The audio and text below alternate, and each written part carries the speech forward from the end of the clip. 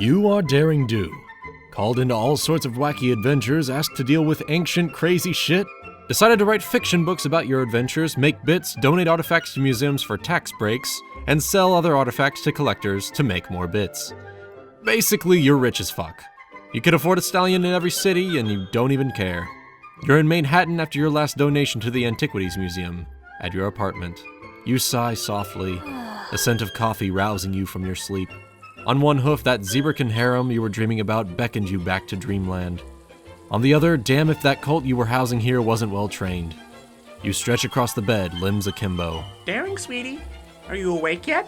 Yeah, coming. You lazily make your way from the bedroom to the kitchen. Paper's on the table and I'm almost done with brekkie. Did you? You motion with your hoof, the stallion turning back around to finish making you breakfast. Eggs and hay bacon from the smell of it. It's so good to see you again, Daring.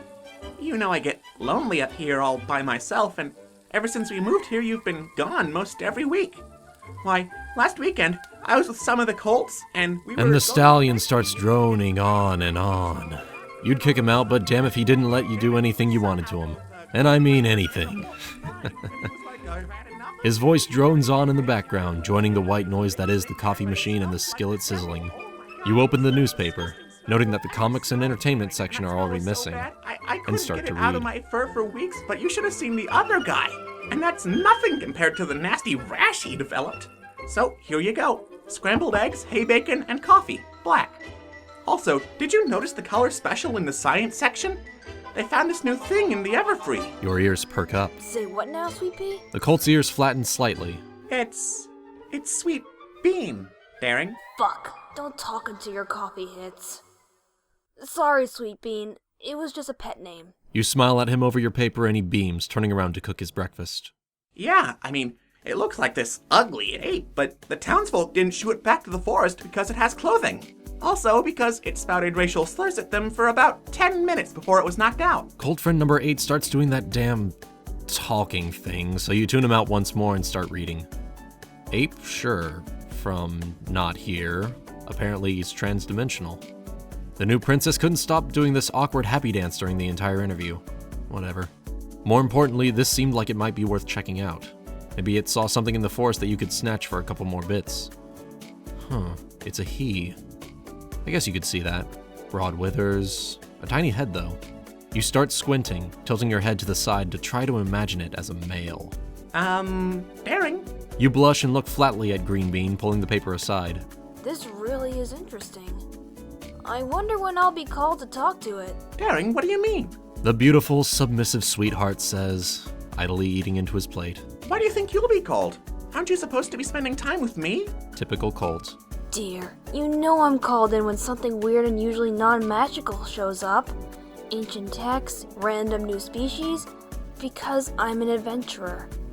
They want to pick my brain, know what to expect.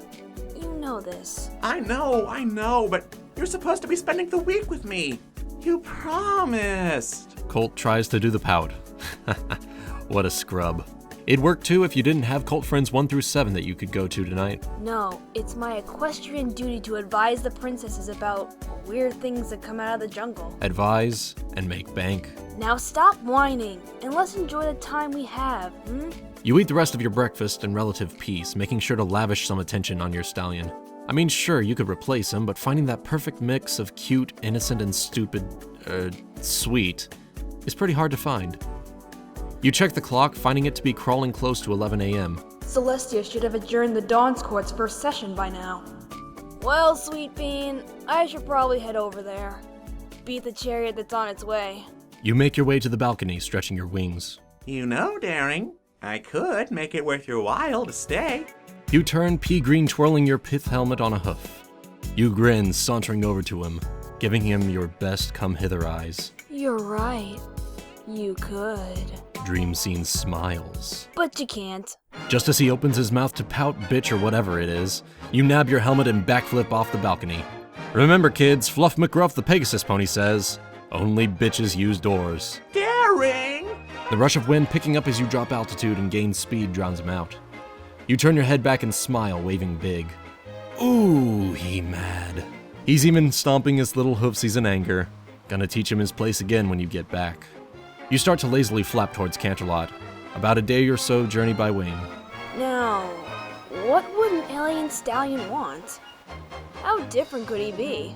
Your mind starts to go back to his form in the paper. It's a he now the more you think of it. Red-faced, disheveled, holding up a single digit in greeting to the camera for the photos. You'll have to remember that salute to greet him properly. Damn it, you only have hooves. Maybe ask a griffin to help? Your mind meanders as you fly.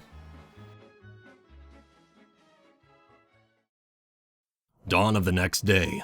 Camped out on a cloud, it's no biggie. No dreams of harems this time, which saddens you a bit. You better find some more lunar cult artifacts, donate them to a worthy patron. The patron of on-demand orgies all night, every night. Anyway, got a comfy nap and a free shower, so you're good to go.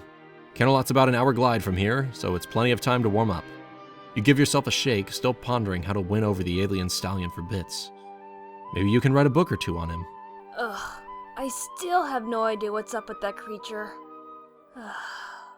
Oh well, you won't know until you go, Daring. Pep talk finished, you start your final leg to Canterlot. With a satisfying clop as your hooves connect to the cobblestone streets outside the Ministry of the Interior, you strike a pose for any fans that might be around. You receive a few gasps, some squeals, a couple hushed comments trying to verify that yes, that is Daring, and no, she didn't just land on a filly. Stallion Day guards remain unmoved, stoically staring ahead. You saunter up to the door and get the spears crossed in front of your path block. Cliché. You do know who I am, right? I'm Daring Do, here to advise the princesses and the department. No appointment, no entry, ma'am. Sorry. You like it when they put up a fight. You tilt your helmet slightly to the side, position yourself strategically, and suddenly lean and fall on the stallion. I'm sorry. I flew here as soon as I got word from Manhattan. I think I'm a little exhausted. The stallion catches you, and unintentional groping begins. You can help me out here, right? Give me a nice, warm place to rest. I need some pony to work out these kinks in my wings. Ma'am, I'm gay. Celestia, damn it! Okay, time for plan B. Break in. With a grin, you hop off the stallion guard and make your way back down the steps. Fine, I see how it is. You hit him lightly on the cheek with your tail, exposing your goods with a grin. He doesn't even flinch. I guess he really is gay. Huh. You trot away from the main entrance and make your way down the road until you blend in with the crowd filling the streets. Well, as much as you can, given that you're such a celebrity. Now, how should you go about breaking in? I mean, you could take out the guards, but that'll hurt your image. You could always hop the gate, but Canterlot's interior ministry is huge. You could be wandering about for quite some time. Now that you think about it, you don't even know if the alien is being held here. I mean, he could be quarantined anywhere for Tartarus' sake. Your head meets the wall. Okay, Daring. You might have jumped the flintlock. You can always go back to Manhattan, get laid, and wait for the next... A high-pitched squeal of fangirly joy breaks your train of thought. Another damn filly wanting an autograph? Why not? You could use the distraction. I can't believe it! Are you the Daring Do here in Canterlot? Sure am, kid. Magenta eyes fill your vision. What the... Gah! You flail a bit in surprise, backing away until your back hits the wall. I mean, you totally react like a hardened adventurer would. Barely squealed like a stallion. Breathe, Daring. Breathe. You look over the mare. Rainbow mane, blue fur, wait. This is that fangirl that watched you get mugged. I mean, sure, she did help you out in the end, and you included her in your books once you learned that she was a freaking element of harmony. You tried searching for those, but never found them. That explains why you couldn't steal the damn elements. They were ponies. Another story for another time. But this means you've got a mare right in front of you that worships the ground you fly over, that has access to state secrets. You have an idea. With great power. You can help me out. I was hoping to take a good look at that alien thing that came out of the Everfree. I might have seen more of them on my travels, you know. Comes great opportunity. Oh my gosh, oh my gosh, oh my gosh, oh my gosh, oh my gosh! You want to team up with me? Again? I mean, yeah! Who wouldn't want to team up with the Dash? The mare gets a hold of herself and starts to posture. Painfully obvious she's not got a stallion if she's peacocking like that. We're gonna be the best team, yeah! Let me take you to Twilight. She was eggheaded about this thing, and I kinda started to tune her out. Dash admits, lazily gaining altitude. You follow right beside her. Hey, I understand. We can't all be stars, you know. Playing right into her ego, the Pegasus grins widely. Yeah! ponies are in the stands, some ponies are in the show. You pass the time catching up, gently prying her for information about the creature.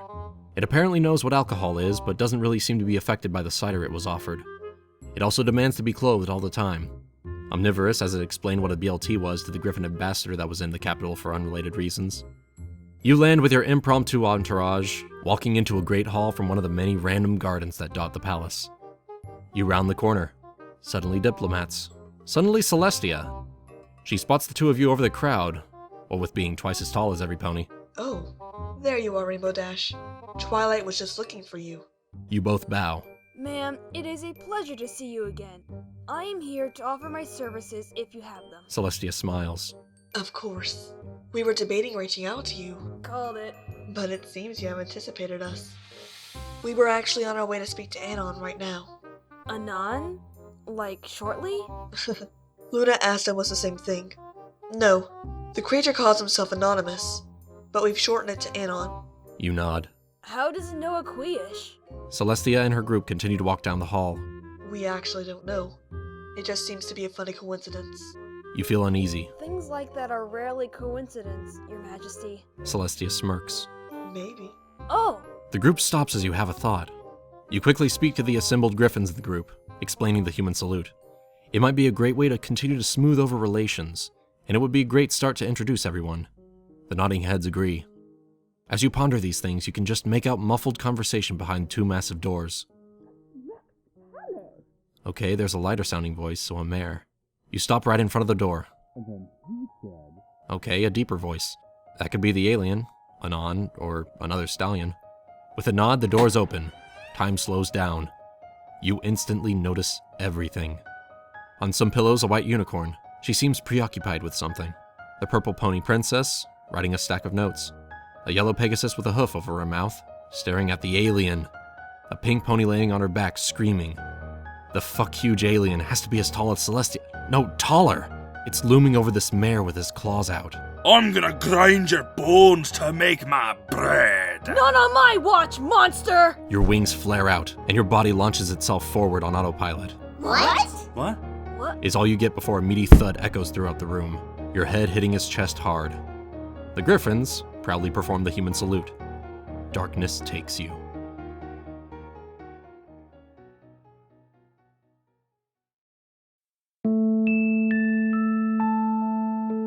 So the first thing you notice, what you can begin to notice, is that there's a really weird smell. A smelly smell. The kind of smelly smell that smells smelly. Not necessarily a bad thing, but how do you say this? It's dangerous. It smells like danger and a bit of copper, but also comforting. It's exotic. What is that scent? Time to take consciousness by the balls, Daring. You can do this. Hell, it's in your name. Flawless. Maybe you should open your eyes first. You do so, and then immediately shut them. Concussions suck, yo.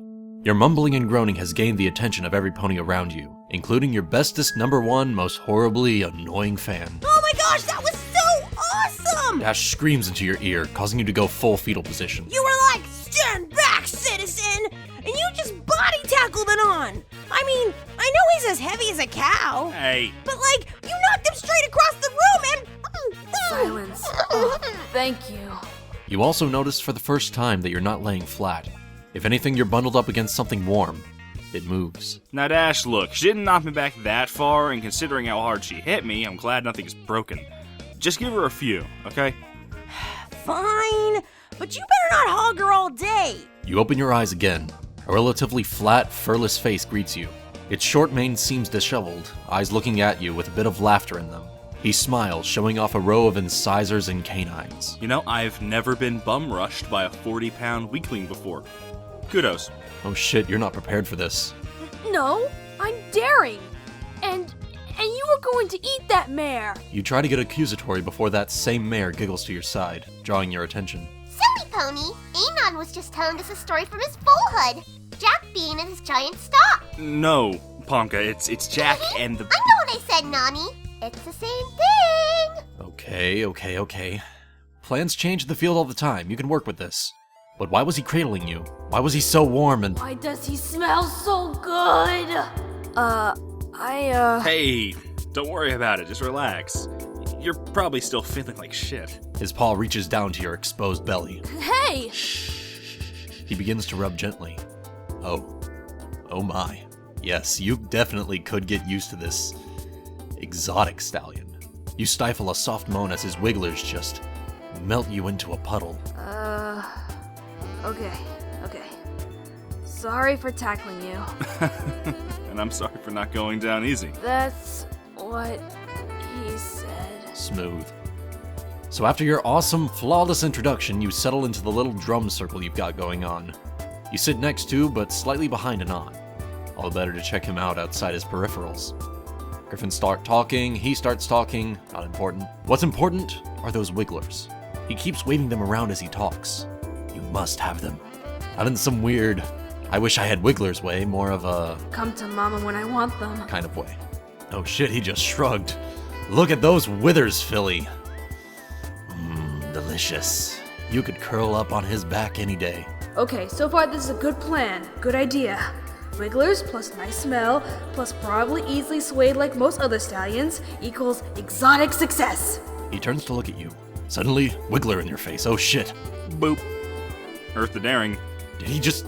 Were you just booped? Sorry. I didn't catch that. Anon raises one of his eyebrows. I said, what do you think about Anon moving to Ponyville for study? Oh, that makes perfect sense. It's near the Everfree where he was found. It allows us to study him in possibly his native habitat, and gives us a base of operation to move from. Your fangirl is losing it over your analysis. Is she... I don't know. She's staring like she stares at Anon. I mean, sure, who wouldn't want to herd with me, but... Anyway, you all make plans to move the alien to Ponyville, get the townsfolk used to him, let him work things out, possibly get him a place to stay. You offered, no better way to get a stallion around your hoof than to pay for his room and board. But no, this had to be all self-reliant and in the woods. Might be tougher than the normal stallion to crack. As always, you love it when they put up a fight. Princess Purple and Celestia say they'll summon you once he's adjusted.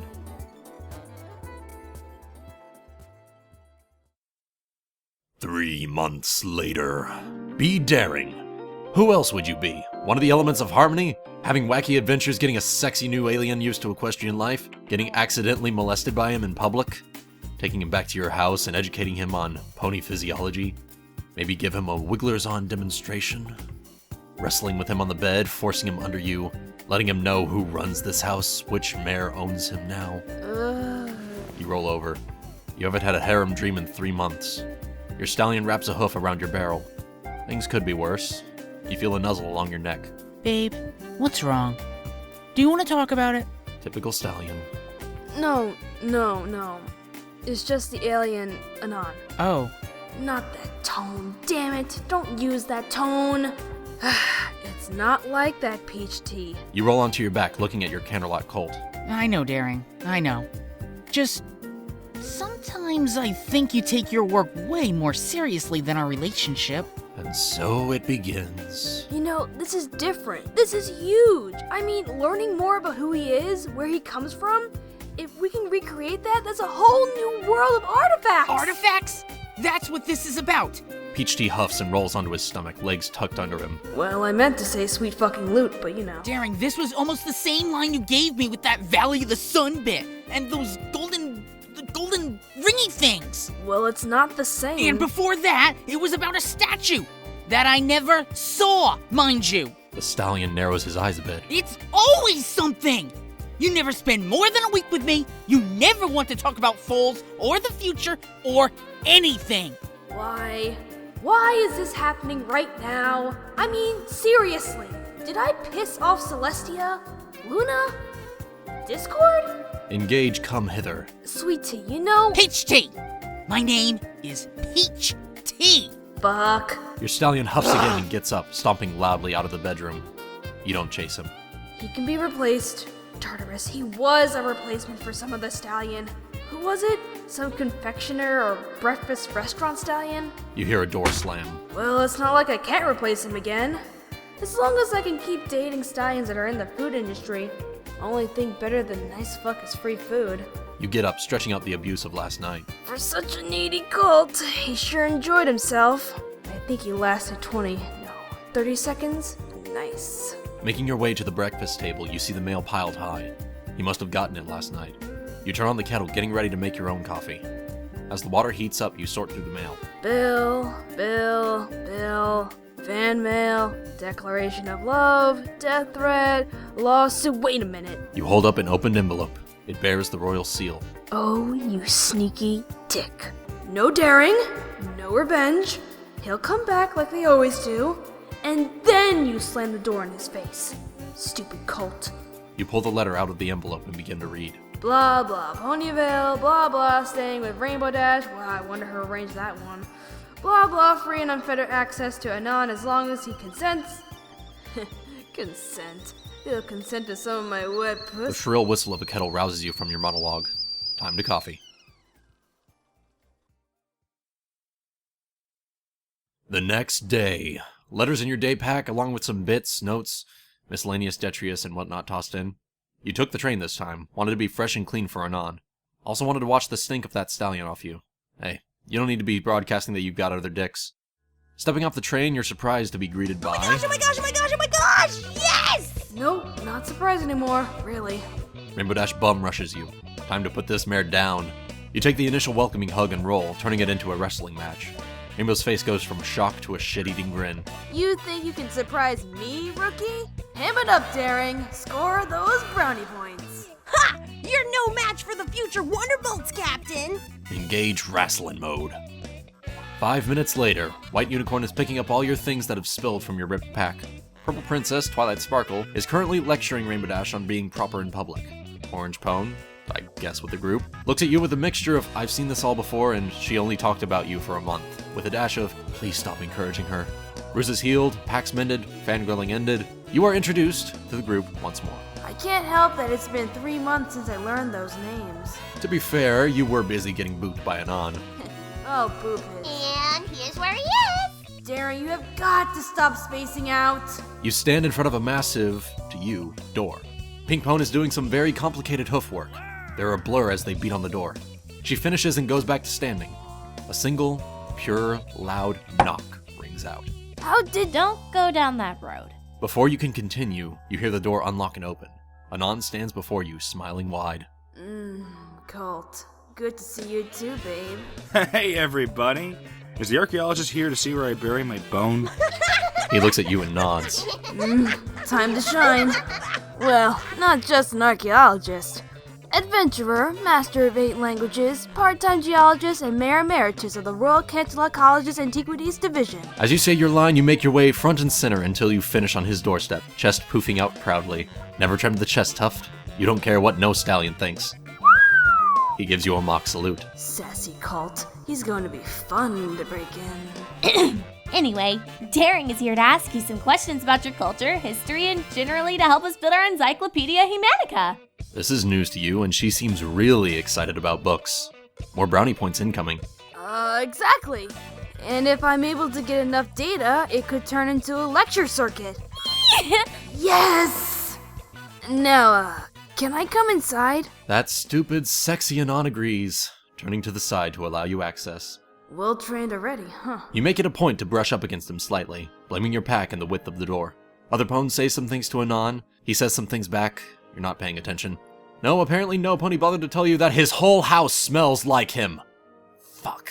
It's light, but it's present everywhere. Where should we sit? He turns back to you, closing the door. Couch works for you if it works for me. Oh, cult.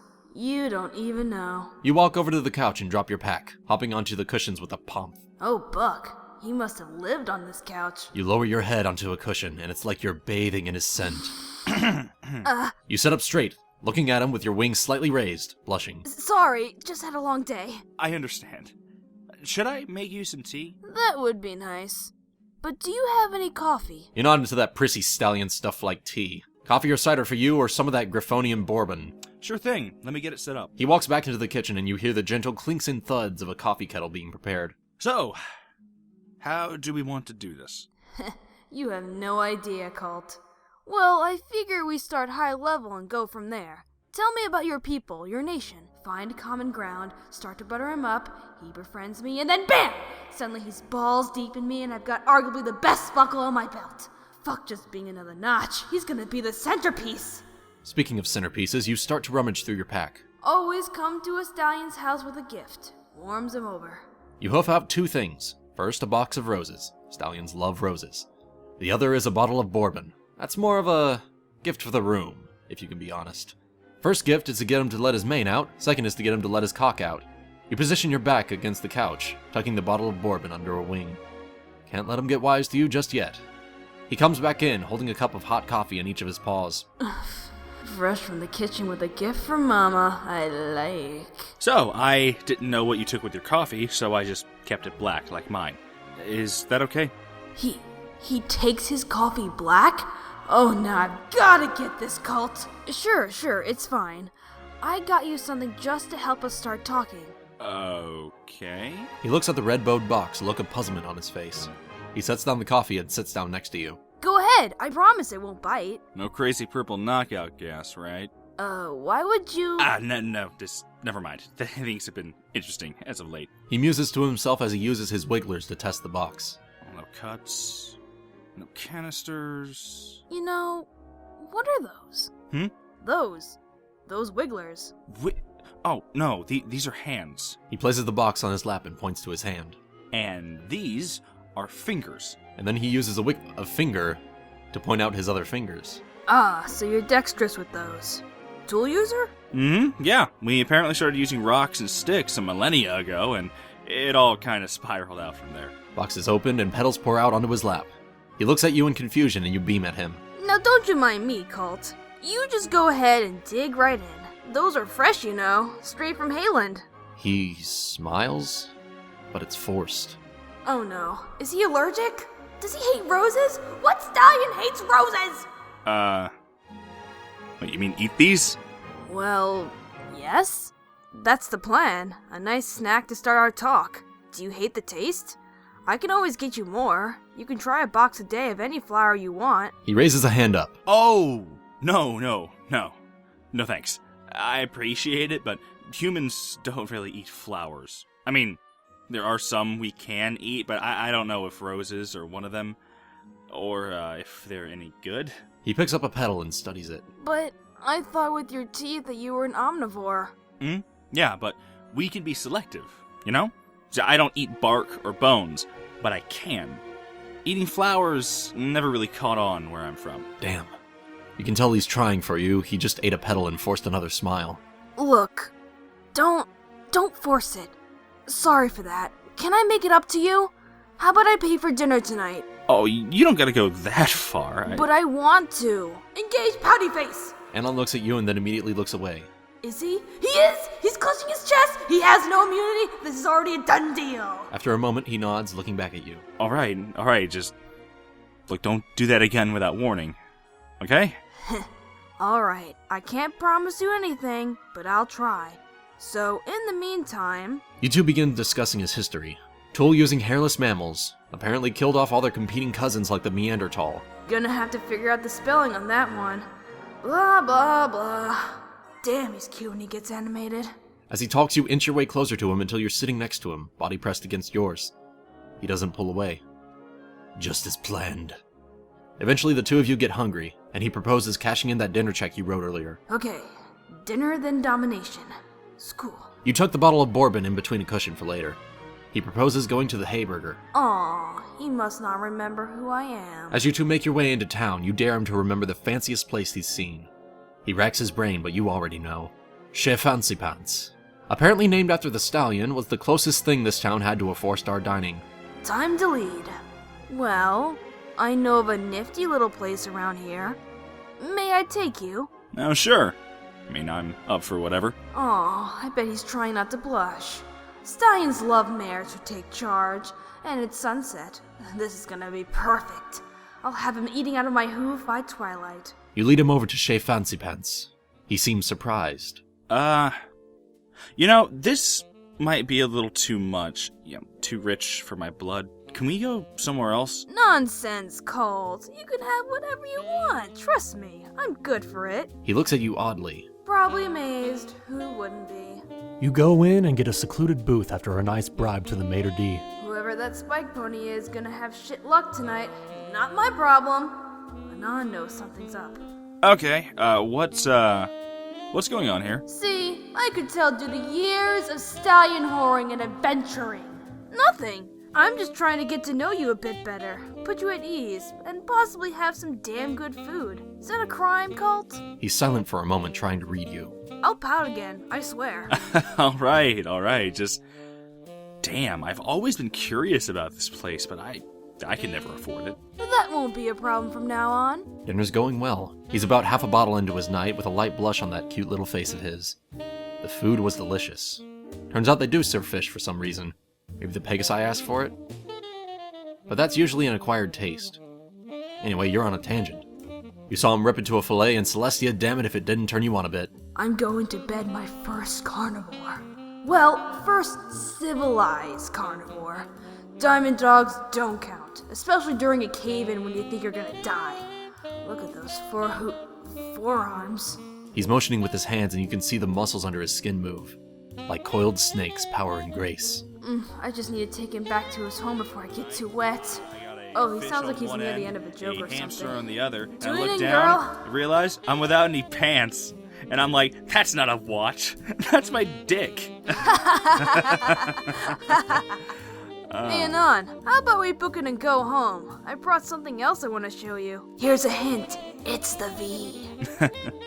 Sure thing. Checkmate. You wave the waiter over and ask for the check. 300 bits. Anon sees this and his expression changes. Oh, Daring, stop. I can't let you foot this whole bill by yourself. That's not fair. You make a point of not paying attention, your check already filled out and on the table.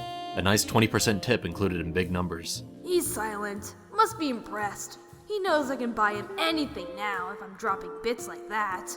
Time to go home and see how he rides. It's nothing. Now, let's get going.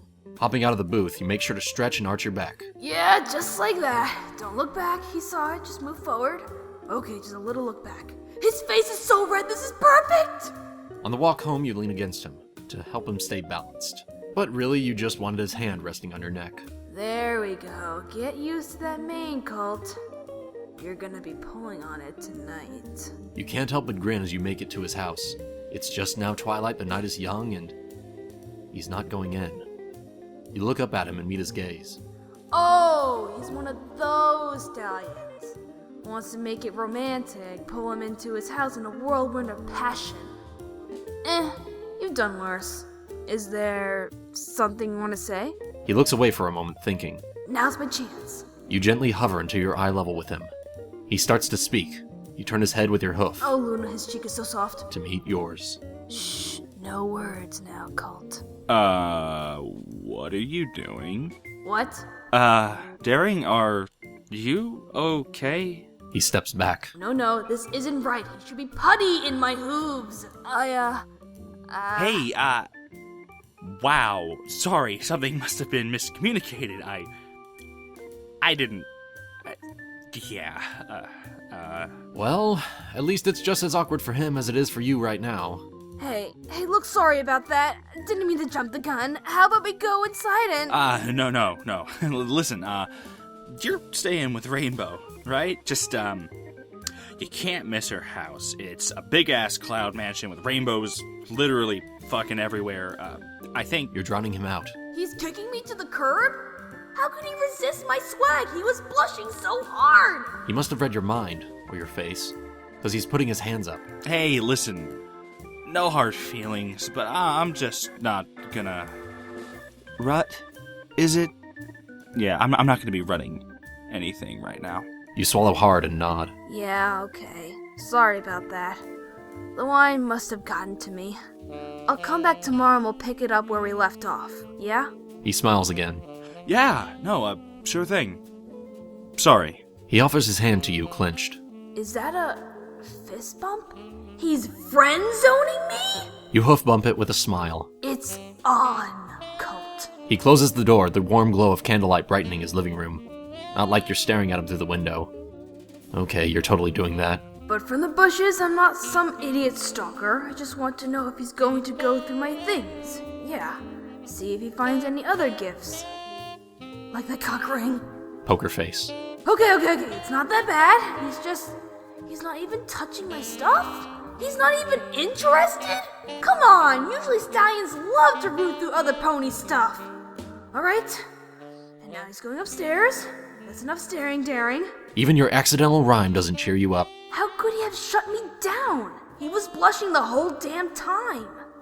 Maybe it wasn't lust but embarrassment? Who would ever be embarrassed to be with me? No pony, that's who. Time to crash at your fangirl's place. She'll help your ego, get you hyped up for tomorrow. Tomorrow, you start the long game. Woo him with gifts, compliments. Be a gentlemare, work for it. Learn everything about him, and then he can't help but want you. Damn, it's been a while since I've had to work for it. Last stallion that did this to me was, wow, years ago. Before I was famous, when I was just a nobody. Oh, and now I'm gonna rut your dick right off. Wait a minute. I'm not even sure he has a dick. I mean, he is an alien after all. Luna, damn it!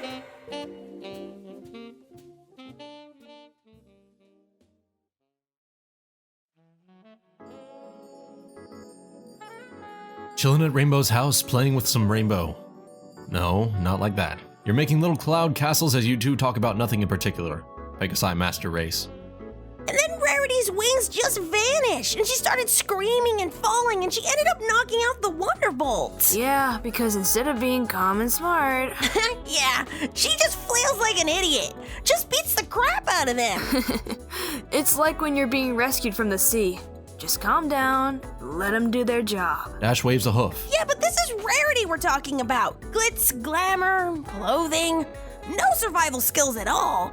So I dive down there after this girl, and I'm not even paying attention to how fast I'm going. I just need to get to her, right? You nod, enjoying the story. And then I feel this pressure on my hooves, and before I even know it, bang! Dash flares her wings. I break the sound barrier. The sound barrier? Well, that's what Twilight says I did. I call it a sonic rainboom. Oh yeah, that rainbow at the end. That was you? Dash nods triumphantly and you smile. Impressive, rookie. You see her blush, her body wiggling in excitement. Damn, you forgot how good it feels to be a hero. Dash was about to continue, but apparently your far-off look gives her pause. Hey, Daring, everything okay? Yeah, things are fine, kid. My first day with the alien wasn't what I expected. What do you mean? You sigh and look at her. She's actually genuinely concerned about you. Well, this is new. Let me ask you a question. Say you've been doing something for a long time. Like weather patrol? Sure, let's go with that. So you do weather patrol for ages, and you know the ins and out of every cloud you meet. The fluffiest cumulonimbus smushes under your hoof. The whimsical cirrus moves at your desire. Even scattered brain circumcumulus heard at your demand. Dash sits there, head tilted. And you've been doing this for so long, things kinda get boring. Clouds became the same. But they're supposed to be, unless weather protection crews are slacking off. You sigh and give her a look. Dash quiets up. Clouds became the same. All the same. Sure, you handle one type different than the other, but they're all just good for one thing, and that's it. Are we still talking about clouds? Yes, we are still talking about the clouds! You may have said that a little too loud and quickly. Looking at Dash, she's still concerned, but she's an airhead. She doesn't know yet. So these clouds are only good for one thing, and that's why you heard them, and that's all you get. And then one day, you're out over the Everfree, and you find a cloud you've never seen. And everything you try, every trick you know, doesn't seem to be working. You see hints of Sirius, hints of Cumulus, things you can identify and you understand. But it's just not working. You're holding your hooves up, staring at them as you lay on your back. And suddenly you want this cloud. You need to tame it. You don't even know what you want to do with it, but you need to own this cloud. What do you do? She thinks for a moment before looking up at you. Simple. You assemble a weather team. If one Pegasi can't handle it, maybe 2 or 3 can. I don't want to start a herd, but what she said makes some sense. But sharing Anon? I'm not that desperate yet. Maybe having other pawns running recon for me can work. I just need to find the right room. Someone trustworthy who respects me and can follow orders. But who? I can't start placing bribes in a town I just got to. And it's not like I can keep tabs on Anon all the time. I can't be in 2 places at once. You look at Dash again, and Facehoof. She smiles. That actually makes a lot of sense. Thanks, Dash. You return the smile. No problem, Daring. Now, did you want to pass out early so we can be fresh for the day? Or did you want to break open my liquor cabinet? Your smile grows.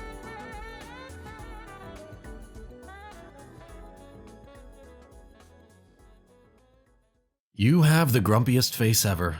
It's so sour you can turn water into lemonade just by staring at it. It's 2 in the afternoon. See, apparently you shouldn't drink with ponies that are all into competition. 'Cause, you're pretty sure you have alcohol poisoning. This also means you were late to Anon's house and he ended up leaving, which means you're staring at a locked door with all your stuff inside. You heavily debate breaking into his house. On one hoof, this would be easy. You can think of at least 6 ways to do it without leaving a trace. On the other hoof, you could easily slip into adventurer mode and he'd probably catch you rolling on his bed, wings hard as you explored. Can't have that. But maybe just a little peek won't hurt. You check the walk up to his house. No pony coming. Engage sneak mode. You casually hop into his bush. Yeah, I do. And look into his window. He hasn't even touched your shit. Really? Huh. You sigh and turn around, walking down the path you came from. Okay, Daring. No need to grab your stuff. It would prove 1, that you were there and broke in, and 2, it gives you a reason to get back into his house. Shaking off the leaves, you take flight. Now where? You glide lazily over town. Oh yeah, there he is. Coming out of this gingerbread house. Probably a bakery or a confectionery. You don't need to feed your sweet tooth right now, but you make a note of its location as you dive. You land next to him with a resounding clop, striking your daring pose. He jumps a little before regaining his composure. Well, there you are. I was wondering if you just forgot about me and headed off into the forest. Oh, Colt, I never forget you. No, I just... Let me guess. You and Dash partied hard. Party? Suddenly a pink pone is all up in your face. What was this party? Why wasn't I invited? I have a skycopter. You could have asked me to come in and plot how to get in on her without some of your questions about clouds. What? What? You should always check with the party mayor. I could have brought jello shots. This mare. Haha, next time, I promise. I was actually hoping to catch up to you, Anon. He nods. Yeah, we should talk. Thanks again for the sweets, Ponko. Pinkie smiles, trotting back into the restaurant. No problem, Nani. You know I've always got something sweet for you. Did she is she... Alright, possible ally / enemy number 1. You glance at Anon. He doesn't register anything. So, okay. Whew. Arrow dodge there. The two of you begin to walk idly through town. So, about last night. Fuck, I was hoping he didn't care.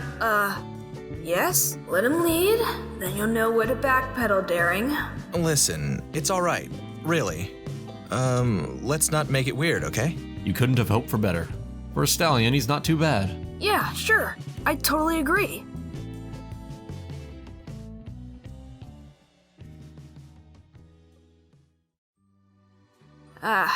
So, can I buy you lunch?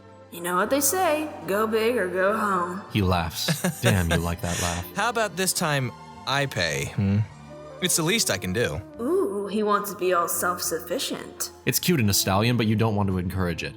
Just this once won't hurt, though. Especially since you forgot your bits in your pack. Well, alright. Where to? He mentions the same Hayburger joint as last night. Does this stallion even cook? Oh well. You agree, of course, and make your way in. The two of you order, eat, make small talk, and your hangover starts to go away. So, can we pick up where we left off last night? He raises an eyebrow and looks like he's about to speak. You shush him with a hoof, and he complies. Good boy. I mean, more about your history. You were talking about the Bronze Age. Are all your ages named after metals and rocks? He recomposes himself, smiles, and begins to talk again. You let him go for a few minutes before you feign looking for something. Oh, Puck, I don't have my journal on me. It's probably still in my pack. Well then, let's just continue this at my place. Yes! Second time's a charm.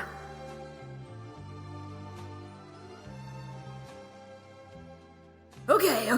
Daring, don't screw this up. You're back in his house, on his couch.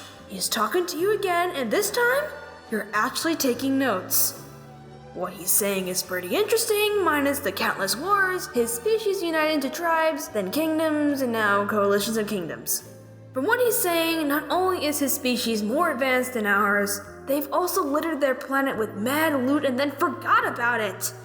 Why can't I be there? Digging things up, my harem of exotic humans waiting for me back at camp. Hey, now that's a good little fantasy. I'd better save that for later. And that's pretty much when everything went to shit. I mean, things are always going to shit. But now it's just a little more shit than before. Alright, I think I got enough for today. He smiles at you, placing a hand on your shoulders. It's so warm. You look up at him. Daring, thank you for listening. I mean, I know I'm probably never going to get home, and it's kind of therapeutic to talk about it. You know, to have someone who actually wants to listen. Whoa, this is deep out of nowhere. Stallion wants to talk about his feelings? Okay, just try to pay attention this time. That book could help Fuck, others he's not still make our talking. mistakes. It'll be nice to leave some sort of legacy, you know? Yeah, I don't... Well, I can understand. Oh? Yeah, I mean, that's one of the reasons I do all this adventuring stuff. Ponies see what I find, they learn more about themselves, about the world, and my name's tacked onto it. It's leaving a legacy, even if I'm stealing some of the spotlight for myself. That's one way to look at it. You and me, we're alike in that regard. And the line is cast. Yeah, I guess we are. Hey, I didn't mean for this to get so deep. Sorry for suddenly being a bitch. Oh, you'll be my bitch, alright. Well, I've got something that can fix that. He looks at you curiously. You reach down in between the cushions and pull out your bottle of bourbon, shaking it a little. He grins. I'll go get the glasses.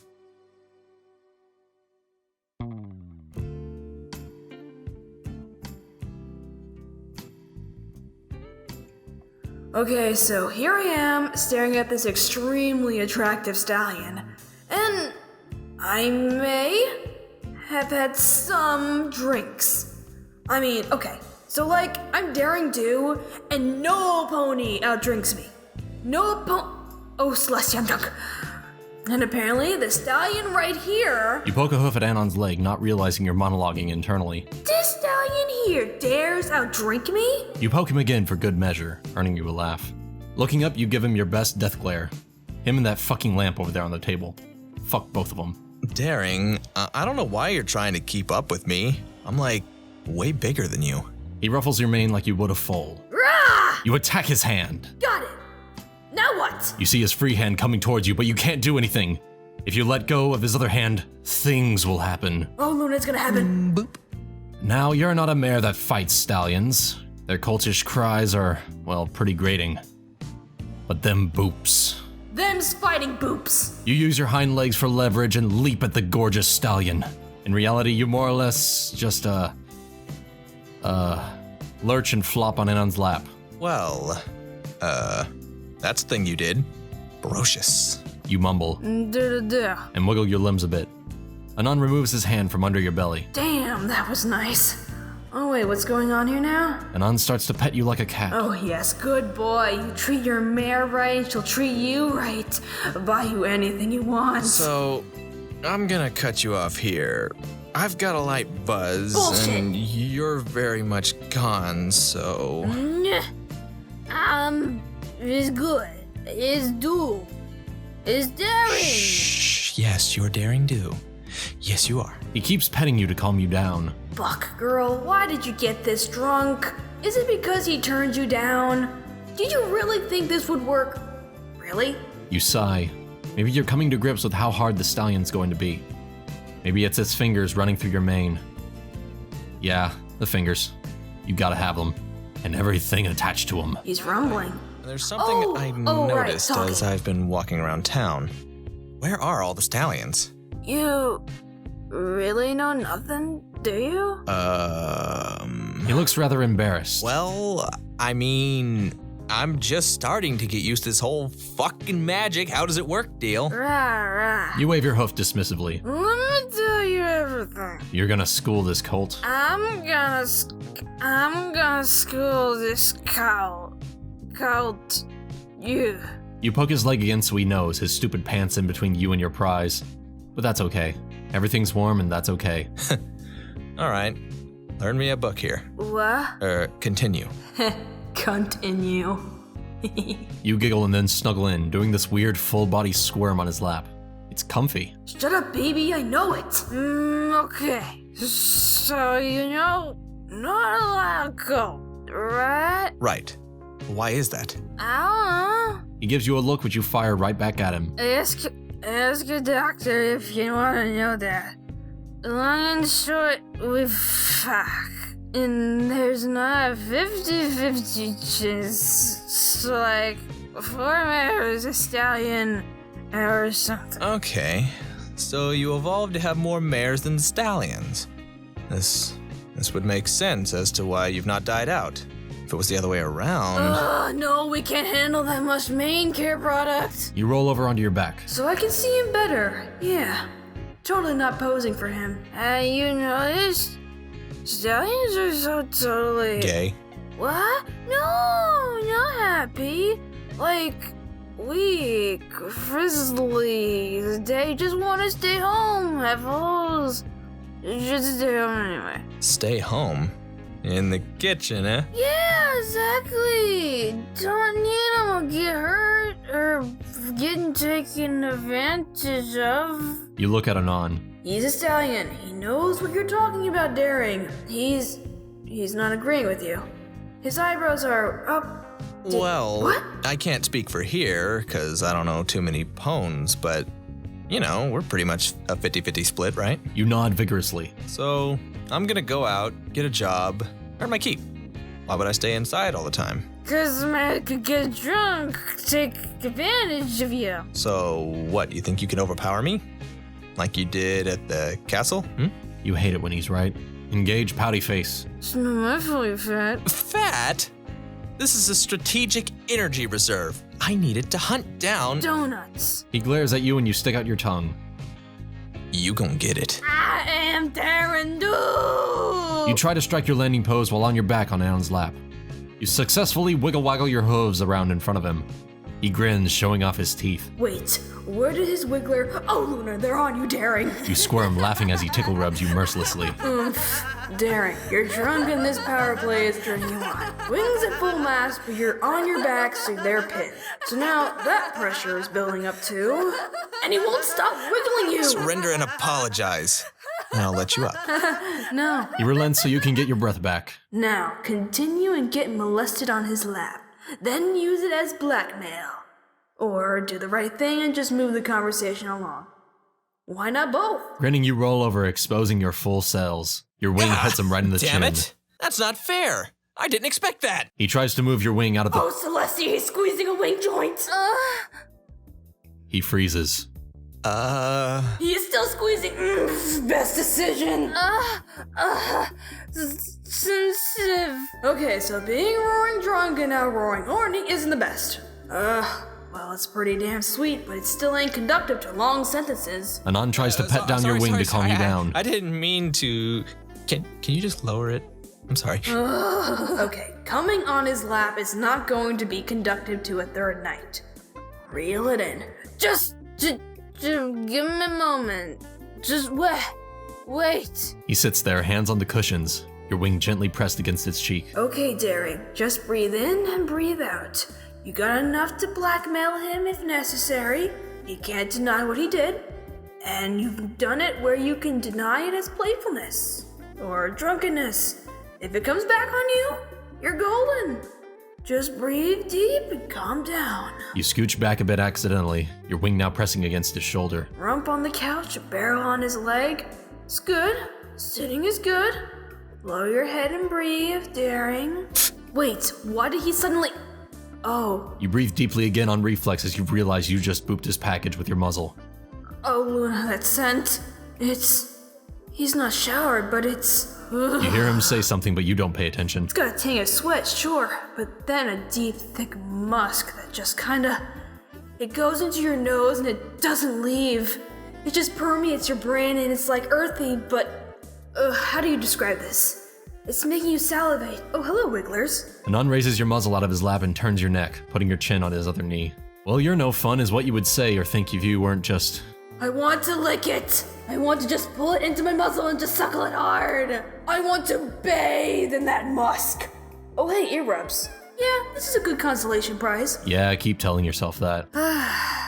Nope, scent's still there. Oh, And he's I'm talking. really sorry. I didn't mean to do that to you. I'm really sorry. And, what was that, Daring? It's okay. It's just a reflex when startled. Well, look at you, suddenly sobering up. Breathe in, breathe out. His scent's still on your tongue. Now you're no stranger to stallion scents. You're not just being introduced to drunken cuddles. This is not your first time booping a dick with your muzzle. But Luna, damn it, you are. You're pretty sure you can't walk straight and you're just getting your bearings mentally. Flying? Forget about it. So what now? Damn, Mare, you're almost as bad as a stallion in one of those romance novel series. Not that you ever read a romance novel series, or a romance novel. No one must ever know. There was once, the punch made you giddy, and you didn't know what it was until you got to the Wait, why are you justifying this to yourself? No pony will ever know, and if they do, no pony will ever find the body. You keep breathing deep, focusing on your breath. Closing your eyes, you can feel him. His warmth. Your leg must be near a major artery, because you can feel its heartbeat. Why are you caring about any of this? Why are you even noticing this? Fuck, are you actually in love? Ugh, this sucks. Sails are deflating, Captain. You shift a bit, tucking your wings as best as you can against your body. There's still some clearance, but it's better. You look back up at Anon. Ooh, boy, he's crimson. You'd think he was a ruby or something at this rate. But that expression, he really didn't know, and he's just as uncomfortable as me. Flustered even. Buck, girl, why are you blushing too? Okay. Be a mare. Buck up, put this stallion in his place. Break the ice, right? No, Buck, you just did that. No, break the silence. So, coffee? Yes, coffee would be good, thanks. You pull back, sitting firmly on the couch cushion as he stands up. Oh, his rump is eye level with you as he walks into the kitchen. Hate to see you go, but love to watch you walk away. You look at the empty bottles of— Wait, bottles? You have to stop having hangovers every single day. This is just not conducive to a long and healthy career. You sit there pondering a couple things. Namely, are you actually in love? In sappy, let me buy my stallion gifts, real love? Maybe. That excites you. That also terrifies you. Meanwhile, in the frigid north, hundreds of miles away and having absolutely no bearing on this story, a pink pony princess suddenly grows woozy. A guard rushes up to her, asking what's wrong. I just felt a great disturbance in the jimmies, as if 1,000 were rustled at once and then grew silent. Okay, Daring, so you're in. Ugh, you even hate thinking about it. You're in love. Love. Huh. You've had other mares help you out on your adventures? Other mares you've even shared a stallion with? 'Cause why not? It's hot. But they talk about their cults and it was like they were in another world. Cults are only good for cock, but oh fuck, you can start to see the appeal. Coming home to that, burying your face in that musk as he massages your wings, pushing him down on the floor and claiming your breeding rights. You start tamping down your wings with an idle hoof. Down, babies! Okay, so this little excursion is getting much more complicated than you had planned. Are you actually going to do this for the long haul, Daring? And if so, how are you going to hedge your bets on claiming him? I mean, sure, got Rainbow Dash. She's a rube, probably a good pony.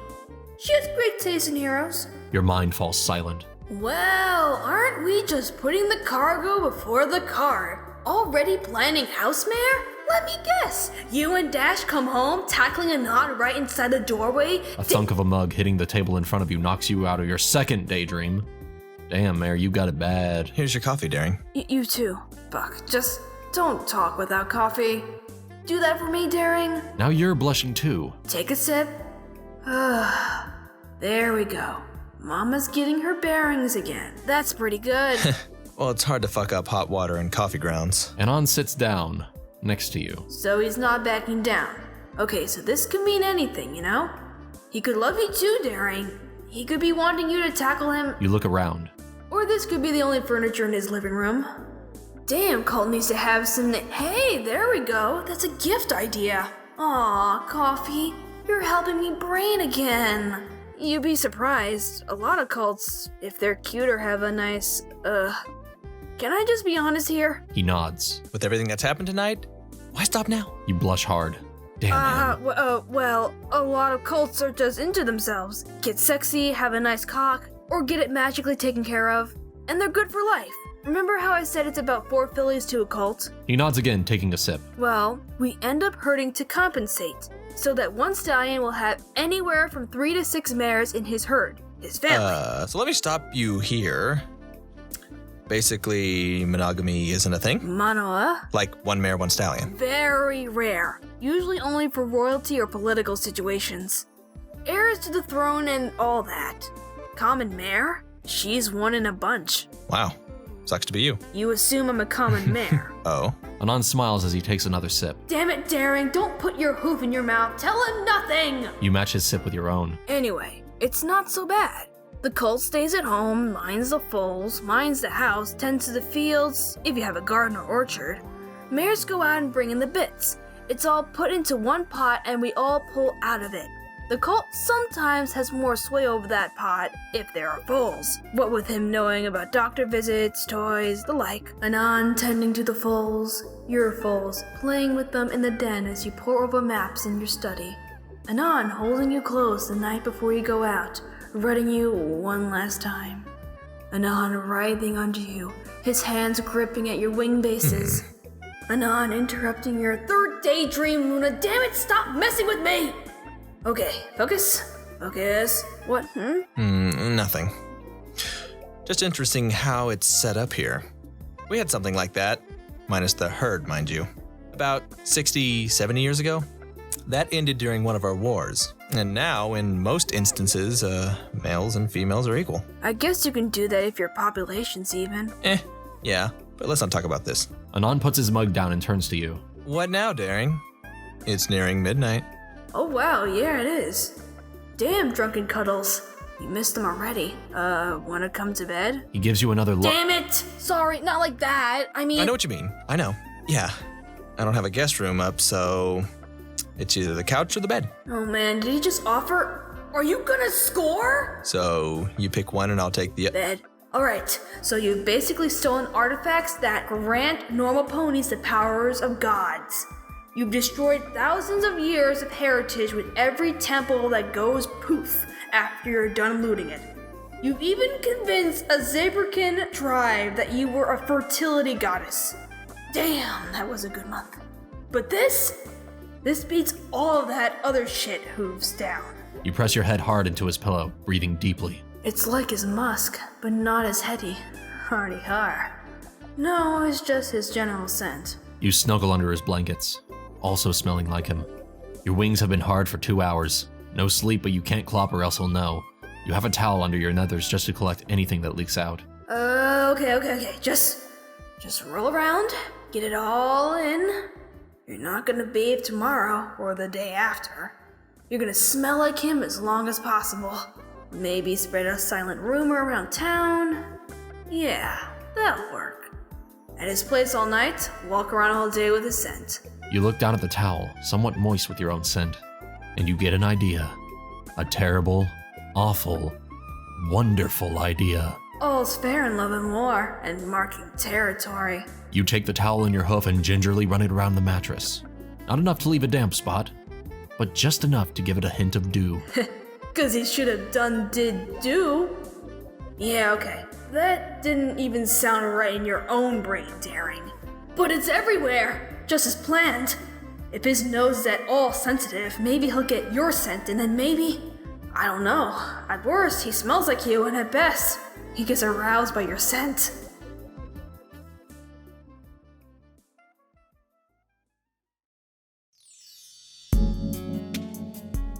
Dawn of the 3rd day. You're being rocked gently back and forth. This is kinda nice if it wasn't so disorienting. My way, sweet pea. The rocking continues. Enough. I'll get breaky soon. Leave me alone. First pet names, and now you assume I cook breakfast for you? Presumptuous, aren't we? Buck, right. You're in Anon's bed. Come on, Brain, you're supposed to be on top of this. Okay, Daring, 2 things. 1, I haven't had my coffee, and 2, you gave me a vacation last night on the ESS Bourbon. Fine. You open your eyes to see Anon in loose clothing, bags under his eyes. Hey there, welcome back to the world of the living. Please, Mr. Reaper. I preferred you with your hood on. That earned you a laugh and a light smack to your chest. Come on, I got lunch ready. You cough a few times to wake yourself up, rolling over onto your hooves. Lunch? What time is it? Noonish. Closer to 1. Come on, I can make a mean bowl of cereal. Insistent cult. But I guess I wouldn't want some relative stranger staying in my room any longer than necessary. Even if they were a sexy international mayor of mystery. You hop down off the bed. A leap, really. That thing's way too high. And start out the door, sheets trailing off your body. You don't notice him quirk an eyebrow or bend down to pick up his bread spread. Breakfast is all you're thinking about. Autopilot engage. You meander to the kitchen and begin to root through all his things. Spoons are in the wrong place. Coffee's not here. It's over there. Ugh. You make a move to the pantry, but a hand grabs your shoulder. Hey, how about you just, sit there at the table and I'll take care of things. Yeah, mama take care. Ugh, coffee need. Good sexual innuendo there, brain. Top stuff. You sit at the table and watch him work. Admittedly, you also kind of made a mess of his kitchen, so... It's fascinating how he does things. No hooves, of course, or mouth use. Just all hands and fingers. Coffee kettle's being prepared. Good, good. He places 2 bowls onto the table, some glasses and a couple cereal boxes, as well as fresh milk. I hope you don't mind if I don't cook today. Not the hoof-made breaking I'm used to, but it'll do for now. But I'll be sending this stallion to some home economics classes or something. He didn't even try to make an omelet. With how my other cults talk as they make them, it should be easy. Anyway, what do we got here? We have... You grin. Hey, don't judge. I'm not judging, just... Really? You grab and shake the box of frosted po-nuts. He grabs it and grumbles as he pours himself a bowl. Half your shit here is made out of hay or alfalfa, or something else I can't eat. I can eat po-nuts, so... Fair enough. What else is here? You look at the other box. Applejacks with a stylized mare kicking an apple tree. I could go for some Applejacks, I guess. Better than frosted po-nuts. You pour yourself a bowl and add milk, digging in. Both of you eat in silence. Not awkwardly, but more in the fuck I'm really that hungry manner. Om nom. The smell of fresh coffee permeates the kitchen and you visibly perk up. He notices it too, and after he finishes his first bowl, he goes up to check on it. And... yes, the mugs are coming out! A few moments later, you're both sipping on the delicious lifeblood of the gods. So, what do you got planned for today? That depends. What day is it? Saturday. Dang it, okay. Figure out some way to be seen with this human in town. Cement that rumor. Would you like to? He shakes his head. Sorry, I'm gonna have to cut you off here. I've got plans with AJRD and Ponks. Maybe Monday or Tuesday we can try something, but my weekends are my own. Damn! Wait a minute. Okay, this could still work. Alright, no problem. I should probably touch base with Princess Sparkle. You can probably just call her Twilight. Everyone else does. Fine, Twilight. Compare notes, all that good stuff. Sounds like a plan. He smiles at you over the cup, his bed mane untamed. His eyes crinkle a little at the sides and... Ah, Buck, you need to go or else you're gonna do something sexy. Alright, I'll get moving. Do you need me to help you with anything? He shakes his head no. Nah, I can clean up here.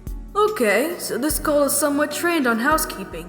Not too bad. You talk for a little while longer, finish up your cup, and leave. This time with your pack, because Brain was on point. Good job, Brain. No probs, daring. You take to the skies. Time to talk to a princess. Sunlight streamed through the open window. Little dust motes flew fitfully in the air currents, going here or there with no purpose at all. Inside, a princess sighing softly in her study. All was well and quiet for some good old-fashioned...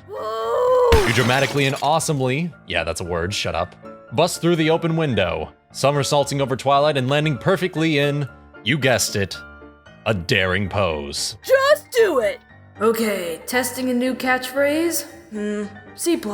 Princess Mad levels, she so. Oh, hey there, Twi. Why can't any Pegasus just use the door? Twilight effectively uses the Royal Canterlot voice and also ends up busting out the other 2 windows in her study.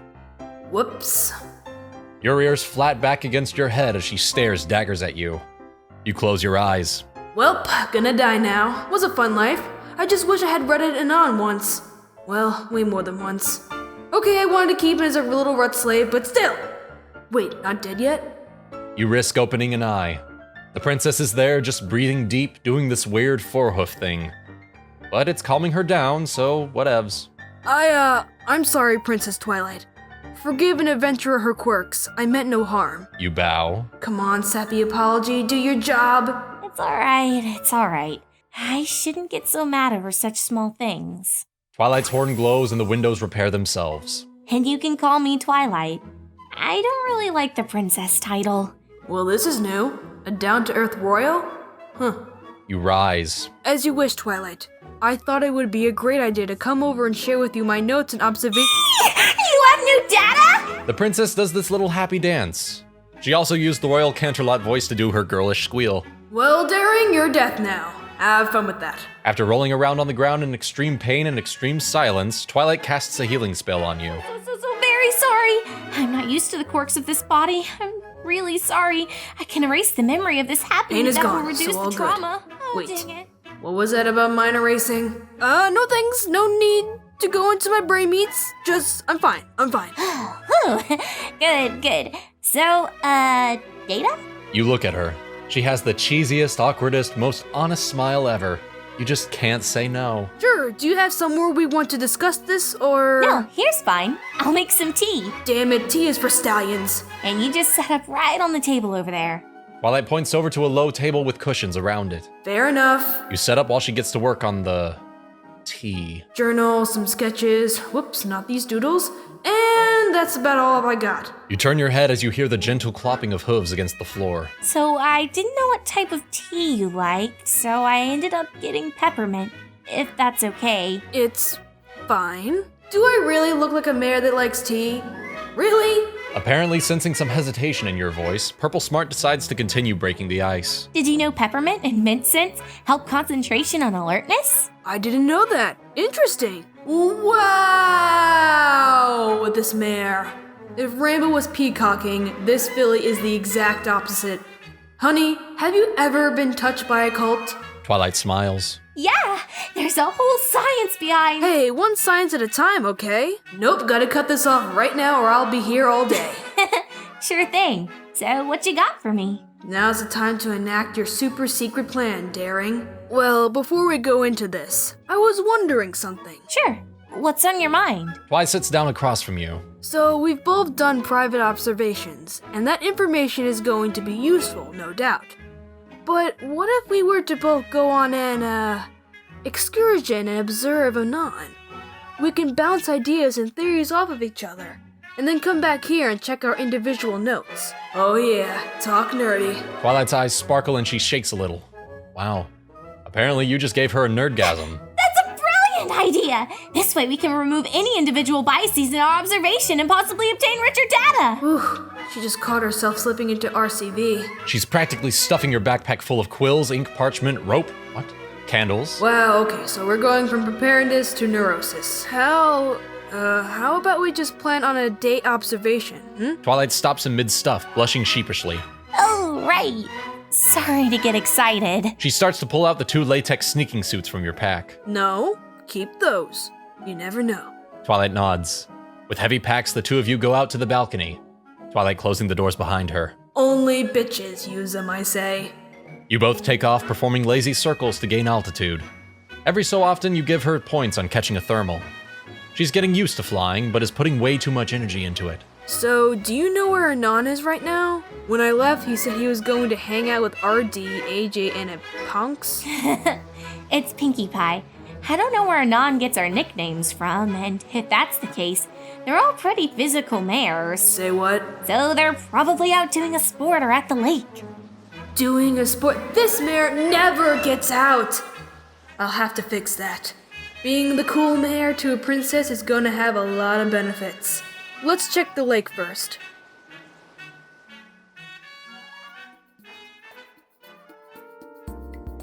Anon laughed as he splashed Applejack, an oversized beach ball bopping him on the back of the head. Nani, you're supposed to be treading water for this game. Well, how can I do that? You pawns come up to my waist. What's treading water for you is nothing to me. An argument breaks out about if he should sit or kneel or if they should go deeper, if wings are allowed to be used, and the proper uses for mustard.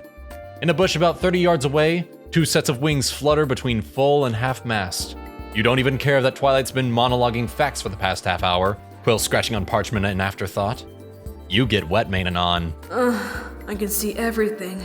No shirt at all. How? It's a lewd, but every pony else is naked, so why is this and just... Apes usually can't swim, so the fact that he's in a lake with no issues must mean he's okay with it. Also, apparently humans have their own sets of clothing for swimming. Question, do humans also wear clothing for bathing? Or further study? Whoa, hey there, get in on that. What do you mean further study? You want to watch him bathe? And full-mass princess. No, it's for science. Hey, you should believe me, I'm not... You turn her head back towards the lake. Anon's apparently wrestling Rainbow Dash. On behalf of all other Pegasi, give him what for, Mare? This is also getting him wet and forcing him to flex those muscles. Those glistening arms. Oh. Yeah. The two of you spend the next few minutes just watching, the scratching of quill on parchment fading into the ambient background noise. Anon's apparently trying to get the ponies to play a game called Calvin Ball. You'll have to figure out a way to play it with him later. So now it's confirmed. Punk, Pinkie Pie, AJ, RD, and Princess Books over here all have the hots for this stallion. Plus me, that's... oh, Celestia. If we all joined forces, we could be more powerful than he could possibly imagine. Of course, that means sharing. So... While thinking, you idly look over at Twilight's notes. Oh. Apparently her subconscious takes over her quill when she's distracted. Okay, so she's a confirmed virgin. That position would be hell on your back, but points for creativity. Twilight apparently notices you're not panting next to her and turns to see what you're looking at. You can physically hear her jimmies get rustled as she sees what she's been doodling, and how you're appreciating it. No! She stuffs the drawings deep into her pack. Note, she didn't destroy them. Good catch, Brain. You know, that position won't work. I've tried it with a stallion, but with his size, he could probably hold you against the wall. Dang it, man, why did you fuck this up? Whoa, sorry, Brain. If there was ever an element of embarrassment, she would be it. Time to give her a couple helpful nudges. We could talk about it a little later, if you like. Her mouth is moving, but no words are coming out. Aw, she's tearing up. It's okay. Shh, it's fine to be a pervert. You're in good company. You scoot over so you're leaning against her. You'd wrap your wing around her, but, can't. But that doesn't mean you can't calm her down with some mare talk. Just think of it like, need a science term here. Come on, Brain. Defenestration, liberalization, isolation, conflagration. Damn it, Brain, just listing long words doesn't help. She says something. Like hypotheses on interspecies coupling? Aw, yes, you're trying, girl. Good. Yes, exactly. No need to be embarrassed over science. She nods, regaining some confidence. Thanks for that daring. No problem, Mare. Now let's keep studying. Sure. Was that sarcasm? She's got some spunk. I hope I will soon too. 4 hours. That's how long you and a princess of Equestria spent huddled in bushes. Wings twitching, tails flicking. Thanks Celestia, you were both downwind. Anon played with the mares, apparently losing his game of Calvin Ball. His punishment was to prepare the food and feed the winners, apparently being the other mares. The pink one made sure to make a show out of it, accidentally licking his fingers once or twice. She even winked once or twice in your general direction. She knew! No pony must ever know! After being hand-fed by a wet, glistening, exotic stallion, those damn Wendigos took him back into town. Probably to show him off. But this does let you know that his nose means nothing. You could tell that some of the girls were excited, but he either ignored them or didn't pick up on it. You turn to Twilight. Oh, she's got it bad! Her whole body's shaking! Hey. So, teleportation is not your thing. It just isn't. Apparently, Twilight was so pent up that she just had to go home and take care of it right then and there. So there you are, along with some grass, a bit of bush, and the bark of the tree you were near. You look over, and Twilight is just madly half dancing, half shaking, as she roots through a dresser. Wow, she even teleported me into her room. Well, never take a native's gift apart. Might as well cement my friendship with this mare and not fuck it up by doing something stupid. You race out of the bedroom, down the stairs, and out a window. Quietly, of course, but quickly. Ain't nobody got time for that. But what you do have time for is hunting that stallion. Flying lazily over town, you spot the herd you're looking for. Herd. You're even using relationship terms now. They're headed to that gingerbread house confectionery you saw a few days ago. Well, might as well stop by, see what's the fuss. You dive, and you notice the pink one's tail going crazy. Damn, Mare, keep it covered in public. And you land with another satisfying clop on the cobblestones. Hey there! Daring! Oh my gosh, that was so awesome! Screaming, this is so much fun! Anon and AJ just seem to wince. Aw, I didn't even get to use my one-liner. You hold up your hooves to calm every pony down. That's enough. I just wanted to see what's going on. Oh, what have you been up to? Yeah, you're interested in me, I can taste it. Well, I shared some notes with Twilight. We made some observations. They will not find your body, Mare. And we're taking a bit of a break. And considering I only ate what you made me this morning, I'm starving. The assembled mares turn as one to look at Anon. He shrugs. I'll make a damn good bowl of cereal. What can I say? These mares are not buying it. I mean, come on. An international star/multi-millionaire spends the night at an eligible stallion's house? Then that stallion and mare smell like each other? And then the stallion cooks for the mare the next morning? Okay, sugar frosted peanuts isn't really cooking, but it still counts. Technically correct is the best kind of correct. Well, anyway, want to join us for some food? Anon just doesn't get the insinuation. I mean, I like airhead cults, but come on. You nod, taking a spot in front of Anon.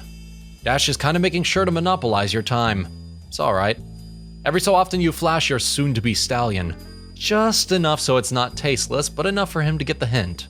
While talking to Dash, you turn to look and... Damn it, those other ponies are talking with him. He needs to be staring at my ass. How else will he love me? We're talking literal here. All cults want the V. Anyway, you turn back, noticing that Dash is mirroring your gait. Maybe that means she's also... Nah. Oh, hey, door. I got it. She opens it and smiles at Anon. After you, Sugar Cube. Thanks? He steps in and turns around, holding the door for... Dang it, cult. You make shooing motions with your hoof. Go in, go in. Damn progressive males. The proprietors wave as you come in. Local joints are always the best. Every pony waits for Anon to approach first. Not awkward at all or anything. You have anything you like, Anon? Yeah, it's on me today. Your body, the desert, no witnesses. You glare at Pinkie for a little while and she smiles at you. That innocent, sweet, this mare just plays dumb smile. I'll have a coffee and a Claire and, how's the cheesy bread? Anon stares at the confections behind the glass. It's Wisconsin-licious. I'll get that up for you soon, Nani. And every pony else? You all place your respective orders. Applejack gets something with, surprise, surprise, apples in it. You get a black coffee, a slice of red velvet cake, and a blueberry muffin. Dash wholeheartedly copies your order. It's alright. You all head towards a booth and once again wait for Anon to pick a side. He doesn't notice the jockeying behind him. Who will sit beside Anon? Next on Otsra. I think these things are too small. What? You say in mid-silent wrestle with two other mares. Yeah. He turns to look at you, the three of you now standing side by side, perfectly calm, not stepping on no hooves here, nope. Here, check it out. He turns and sits on the edge of the booth, and the problem becomes apparent. His legs have nowhere to go. He tries to tuck them in, hits the table. Splay them out, no pony else's room. Over here! Pinkie says, waving from plates of food sitting on the only table in the shop. But booth snuggles. Shh, brain. Shh. Later. All of you take your seats. She already laid out the plates, that sneaky horse. You sit catty-cornered from Anon, with Pinkie beside you, AJ and Dash right next to your stallion. It's alright. You still spent the night with him daring. Spread looks good too. You might like this mare. If she can be turned to the daring side. Trademark. You all make some small talk for a while, getting used to the company. Is this what wolves feel like? One deer everyone wants to tuck in? Who gets the heart? Whoa, brain. Strangely poetic. Dinks daring and dark. Hey, I'm just you, Philly. The bell chimes and in comes a couple more pones. Anon, darling, where have you been? Okay, who this Zigga is and why she know my man? Oh, hey, Rarity. Sorry, I've been hanging out with the, action pones. You know they're just going to ruin all my hard work. And you could get hurt too, you know? You should be careful with them. If you can. Well, thanks for your concern, Banana Hush, but I'm just fine with Blue Fast and Tree Kicker. Playful haze chime out from the table, and Anon apparently gets a light kick from one of the mares. And you sell yourself short, Rah Rah Rah. Your work's not that fragile. Be that as it may, you should still take more care of yourself. Would you just let me dote on you a little? No mud masks, no hoofacures, no oils, no fancy smells. Wow, Anon's listing those off like a pro. Either he's done it before or she's been hounding him about it before. Still, a stallion should take care of himself, you know? Why not? You'd look good slathered in mud, smelling pretty. The table erupts in a mix of laughter and blushing. You hush, intrepid can. Did he? Is that your nickname? He gave you a nickname. You're in. What a lame nickname, dang it. It's alright. It's somewhere to start.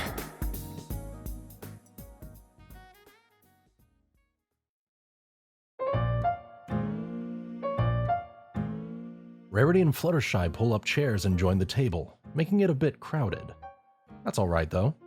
Rarity starts commenting on Anon's clothing, how hard it is to make them, how he should stop by, etc. Fluttershy just sits there quietly, taking in everything. Or napping with her eyes open? Seriously, it's hard to tell with this mare. A girl with absolutely no presence. It's incredible. She defeated T-Rex, she whined some diamond dogs to death, you do your whole adventuring thing. Apparently Banana Hush, Fluttershy, stared down a dragon? You raise your eyebrows and look at her when you're told the story. But she blushes and nods, so wow, impressive. You all keep talking well through the afternoon into the night. And that's how I saved our last leader, Optimus Prime, completed the Triforce, and defeated Vladimir Putin. Once again, impressive. And shoot, it's nearly 6. I gotta go. You know how Twilight is if I don't return books on time. Another round of chuckling, and then he gets up. You move to get up and join him, but a yellow hoof holds onto yours. Can I talk with you? If you don't mind. Sure thing. Always fun to talk with a fan. Fluttershy seems to shrink a little at that. Maybe not a fan? You look around. None of the other mares are getting up. Ah, it's gonna be one of those talks. Like back in Dronningham. Ended up getting that stallion anyway. And his brother too. Anon gets up and leaves, and that's when you notice the building, by and large, is empty. You settle back down, making note of the exits. Now, dear, don't worry. We're not here to, what's the phrase, Applejack? Mark our territory? Quite. We just noticed that, well... You just whooshed right on in and are trying to take our nanny from us. Well, Oh, come on, Sugar Cube. You're not being subtle. Hell, if he ain't picked up on Dash yet, y'all ain't gonna have any luck. Hey, he notices. He's just, he's being a gentle stallion about it, and we're not being proper ladies to him. Alright. So, I saw the stallion, I liked what I saw, I'm going after it. Is that so wrong? Well, no.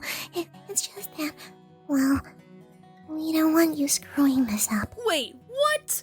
You think I'm going to... What? You sit up, slamming your hooves onto the table. Where the fuck do you backwater... A magical glow holds your lips together. Now, let's not say anything we'll regret later and give us a chance to explain. Fluttershy?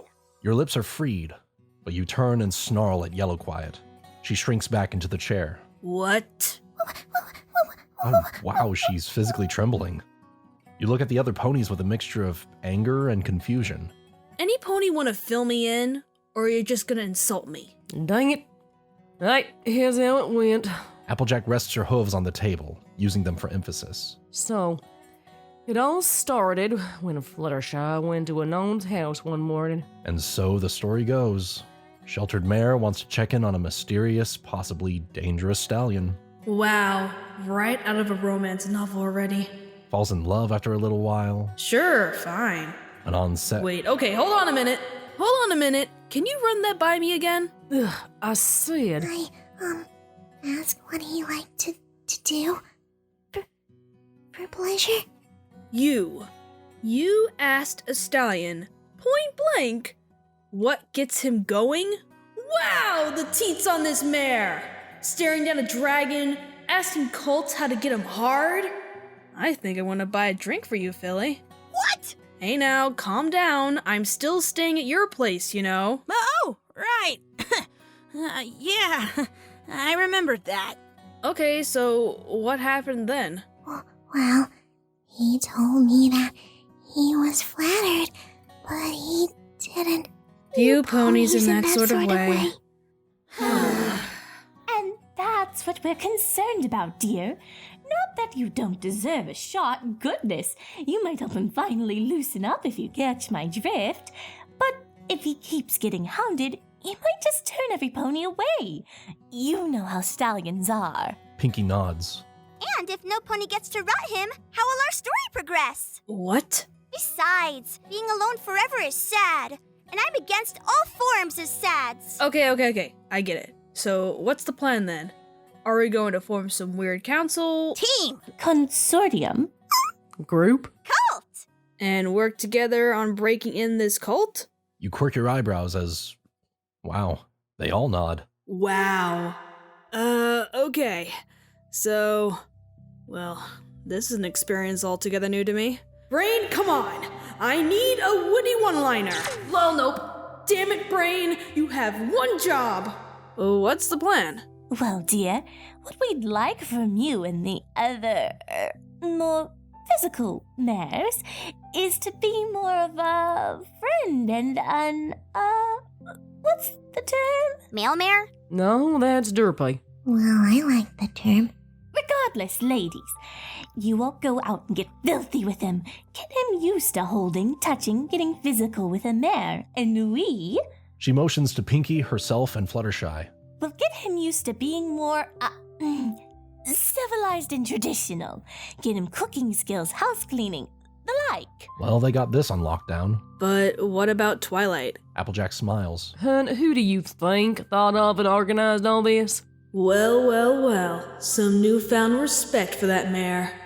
Speaking of, she still has my notes. Well, that's what you get for not joining! Your right hoof trembles. There. Down, girl. The back of your hoof demands satisfaction. Not now. So the plan is made to reconvene with Twilight tomorrow. Give the poor mare some more alone time. She better not go through your notebook. Some of that is personal. Well, mainly it's just erotic poetry, but still. You leave after a little while, taking to the skies with Dash. An uneasy alliance formed. You really should call it something. Maybe the human appreciation by mares and Phil is interested in sexing thick extra planet dick. Yeah, the ham-fisted alliance. Oh, okay. Now you decide to do some shit, Brain? Ugh. Huh? Rainbow Dash stops on a cloud just ahead of you, motioning you to join her. You land on the cloud with a soft pump. What's up? Dash sits down, tucking her legs under her barrel. You unceremoniously sprawl out on top of the cloud. Just not used to sharing a stallion, or even having this much competition. Yeah, he's got it easy. It's much harder for us mares to get the eye of the stallion we want. Speak for yourself, Peacock. First time? What?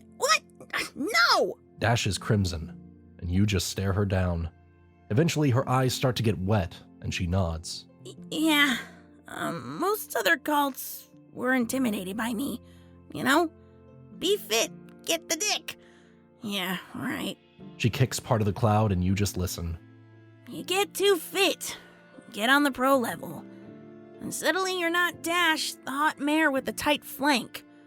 No, you're Dash the weather captain, or Dash the possible wonderbolt.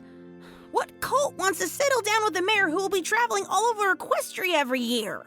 I have to choose between males or my future. And until now, it was an easy choice. Aww. Heart, what are you doing here? Why, daring. I just grew 3 sizes this day. No, fuck you. She's competition. But darling... You don't notice that you've scooted next to Dash, wrapping your wing around her. Heart, what are you doing? Help me, Brain! Okay, Lo, I got this. Let me start by telling a story. No!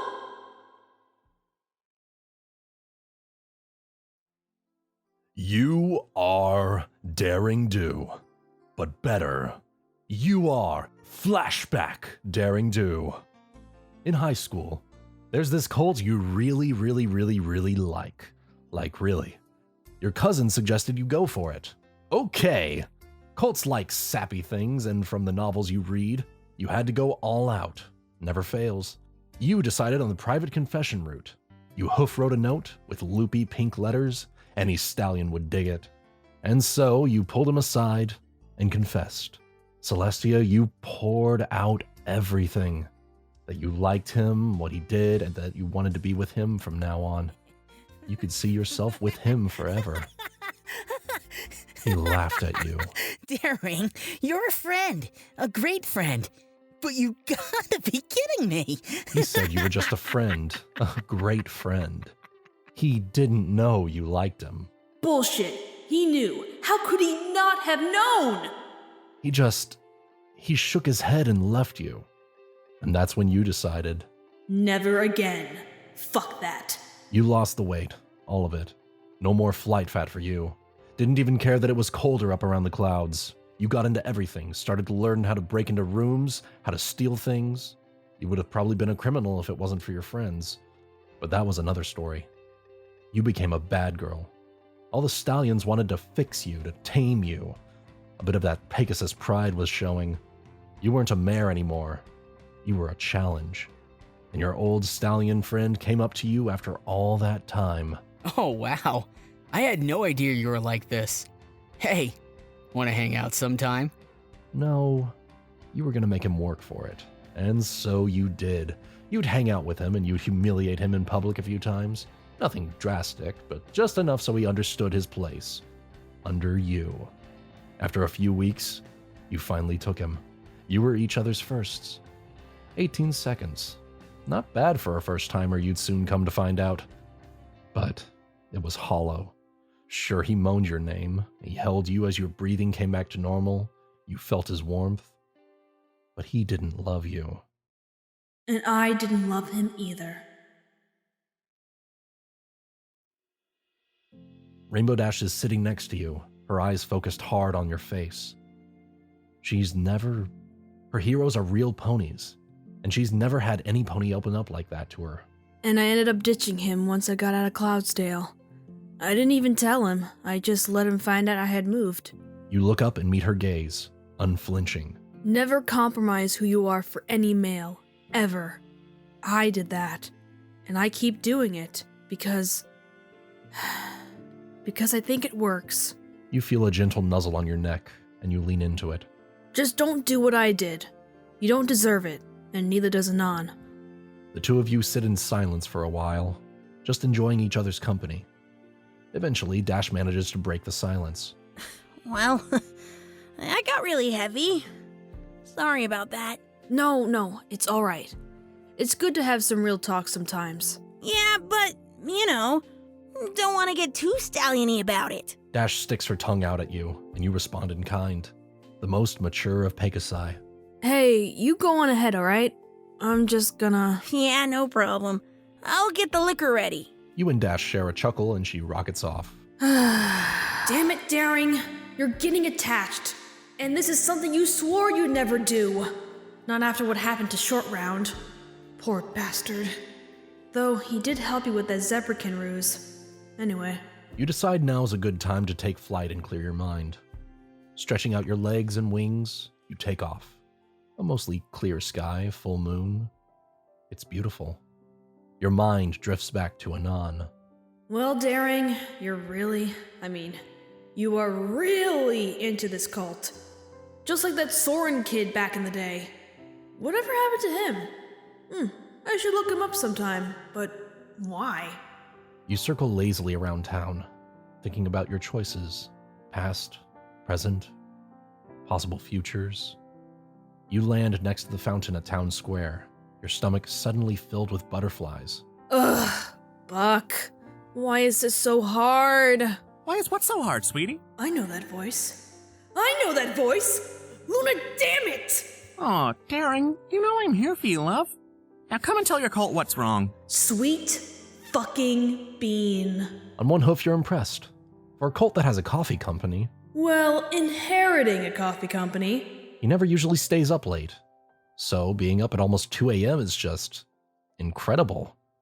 On the other hoof, What are you doing here? you round on the stallion, who just seems to brush you off. Now, Daring, I'm not scared of some alien monster.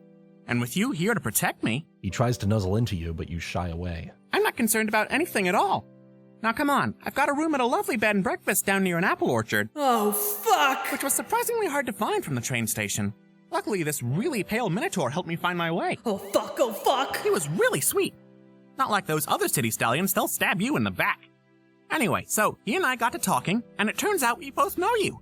Turns out he's working on that Everfree Monster thing too. Oh, fuck, oh, fuck, oh, fuck! You start stressing out hard, shifting from one hoof to the other. And so that was that, mostly. Now come on, Daring. I put my saddlebags up and I'm getting cold. This fucking dickhead unicorn just ruined my chances with Anon, and he has the gall to whine at me! You grind your teeth. Daring? Sweetie? You're scaring me. He starts to walk back just a little, concern painted on his pretty little face. That same pretty little face that you've been lying to for the better part of a year. And just like that, all your anger is gone. What are we gonna replace that with, Brain? I don't know, Hot. How about guilt and shame? Sounds good! Fuck. Sorry, Sweet Bean. I've just been very busy, and keeping track of the, monster has been hard. He recovers quickly, smiling at you. Well, if any pony can do it, it's you. You don't believe you've ever worn a smile as fake as you are right now. Thanks. He moves in for the nuzzle again. You don't turn away. He must have bought the ticket, tracked me down. How long has he been waiting? How long have the others? Minus that Canterlot cult cockhead. Trottingham? And one in Vancouver. And I was seducing that apple cult in Appaloosa. I like stallions that are around food, shut up. Sweet Bean. Yes? He smiles at you, and it's genuine. Luna, damn you to ever-waking nightmares, you are a monster. But you have to end this. Not in the middle of town. What's wrong with you? Let's go to that B&B. We have some things to catch up on. He grins and seductively rubs against your barrel. Yes, we do.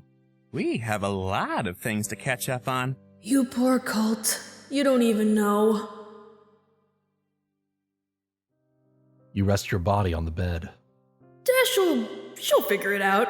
Not like she'd go out looking for me. That'd be crazy.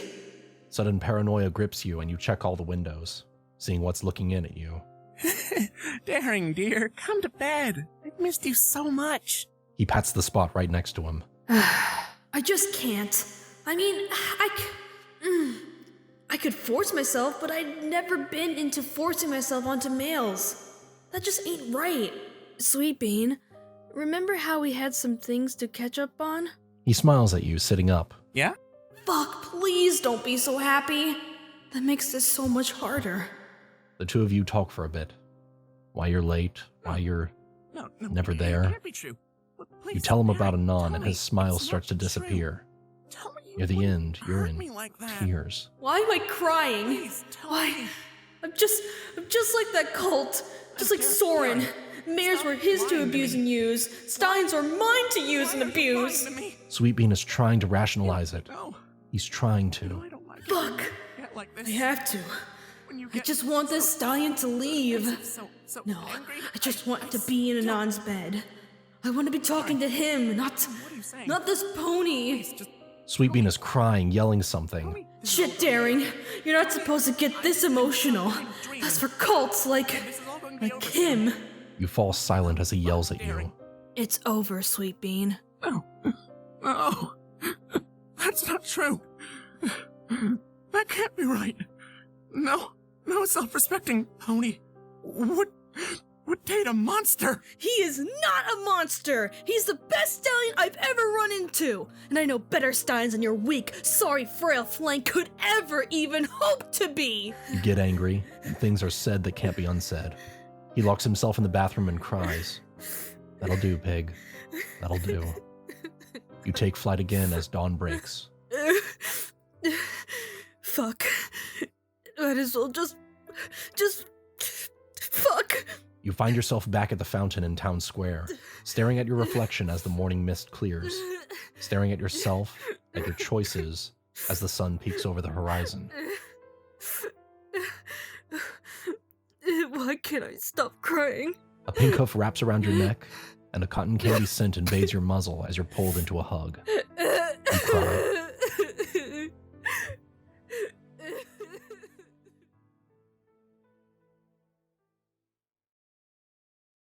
Well, Brain, can you get control back yet? Well, Heart's had her turn, so I guess. Come on, Brain, there's a coffee and a honey bun here. Ooh, well then don't mind if I do. Thanks, Pinkie. Once again, you're daring do, in a booth in Sugar Cube Corner, a few minutes before it opens up officially. You sip on your coffee, you're gonna need it after pulling an accidental all-nighter, and munch on the free breakfast treat. No problem. I don't like seeing ponies so sad. And you really looked like you could use a friend. So, we're friends now? No, silly Billy. We've always been friends. It just took you a while to realize it. You're okay with this? Well, thanks. I don't like being such a cult about things, but sometimes you need to let your feels out, right? Yeah. Pinkie smiles and turns to walk away. I gotta prepare for the morning rush. We can talk about it, yeah? Yeah, and Pinkie, please. Cross my heart and hope to fly, stick a cupcake in my eye. I won't tell no pony. Pinkie says, finishing the ritual. That's something you've never seen before, but she seems serious. You won't press the matter. The morning rush lines up outside Sugar Cube Corner, and with a flip of a sign and the unlocking of a door, they pour in a living tide.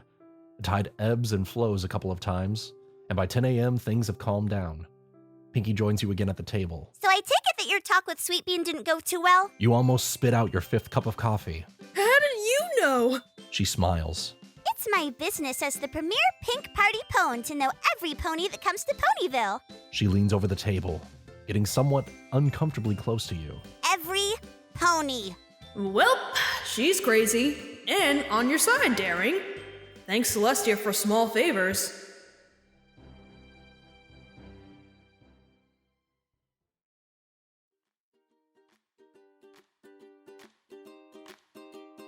So you end up pretty much talking to Pinkie Pie like you did Dash. How these mares got you to open up so easily. Well, it's not like you had a lot of friends. I guess that's what they are now? Friends? What's so funny? Pinkie asks, finishing off what has to be her 10th cupcake of the hour. Nothing, just I really didn't have many friends before this. What with my lifestyle, now I'm just pouring out my guts to you. Ew! But I understand. There's cupcake number 11. So, what are you concerned about now? You mull things over. On one hoof, Anon might know everything now, or on the other, you're not really doing a good job of playing these small-town hicks. Really, they've got the upper hoof. Well, I like to know what Anon knows, and eventually need to catch up with Dash and Twilight. Pinkie starts clearing the table. Guess you're wrapping it up here. Well, I think the best thing you can do is go visit Twilight. You can see how she's doing, if she's walking straight. No, seriously, how does this mare know? That's creepy as fuck. And actually go over your notes. I'll distract Anon long enough to get him to forget all about you. You mean my ex? Mm-hmm. She nods enthusiastically, a bit too enthusiastic for your tastes. And how are you planning? Okay, well, it's time to go. Don't worry if your capsules are missing from your rucksack. I promise to bring them back. And with that, you're pushed out into the street. Crazy, friendly, feisty. Apparently omniscient too. Shaking off the mystery that is Pinkie, you begin to trot to the gaudy as balls castle of friendship. It looks like a colt's playhouse. You meander in. No guards, so that's neat. You could probably steal the crystal, everything from this place. Suddenly purple. Hey there! Long time no see! Tacky. Hey! Wordsmith extraordinaire. You both look at pretty much anything but each other for a few moments. Your notes? Oh, right! Thank you, Spike! Spike? Who's that? A tiny purple lizard waddles out of one of the side rooms. Looking very nonplussed, he locks eyes with you for a moment. Those eyes... He's seen some shit. Spike! Dragon? Male? Not interested. Wow, he's got it down pat. Poor bastard. Daring Do, pleasure to meet you. Forgive Spike. He was up all night recataloging and shelving the donated books from Canterlot. Ever since the old treebrary got destroyed, we've had to replace and enchant all new books against fire damage, and explosive and acid damage. You tune her out, and so does the lizard. Another look between you two. You mouth out, "I'm sorry," and "only the dead know peace," is his response. That's why I had to lick the entire encyclopedia. So, notes? Twilight pokes her front hooves together. Poor thing. Sure, that'll be great. Do you have any coffee? Coffee? I think we have some for guests, right, Spike? Yeah, I'll get it to you in a few. He trundles off to what you assume is the kitchen. Now this way. I was able to take a look at some of the sketches you made. Damn it, those are private and kinky. Mostly private. Some wonderful anatomical similarities. So tell me, what do you know about bonobos? I know I don't bonobo for free. That shit's gonna cost you. Wait, what? Twilight turns to look at you. What? No, bonobos, the monkey. Oh! They're pretty much like any other ape I run into. Don't harass them, toss some apples at their general direction. They don't try to rip your wings off. Chimpanzees are the real cunts, though. Damn you, Mr. Flippy. I remember your bullshit. That's the last time you tour with a circus.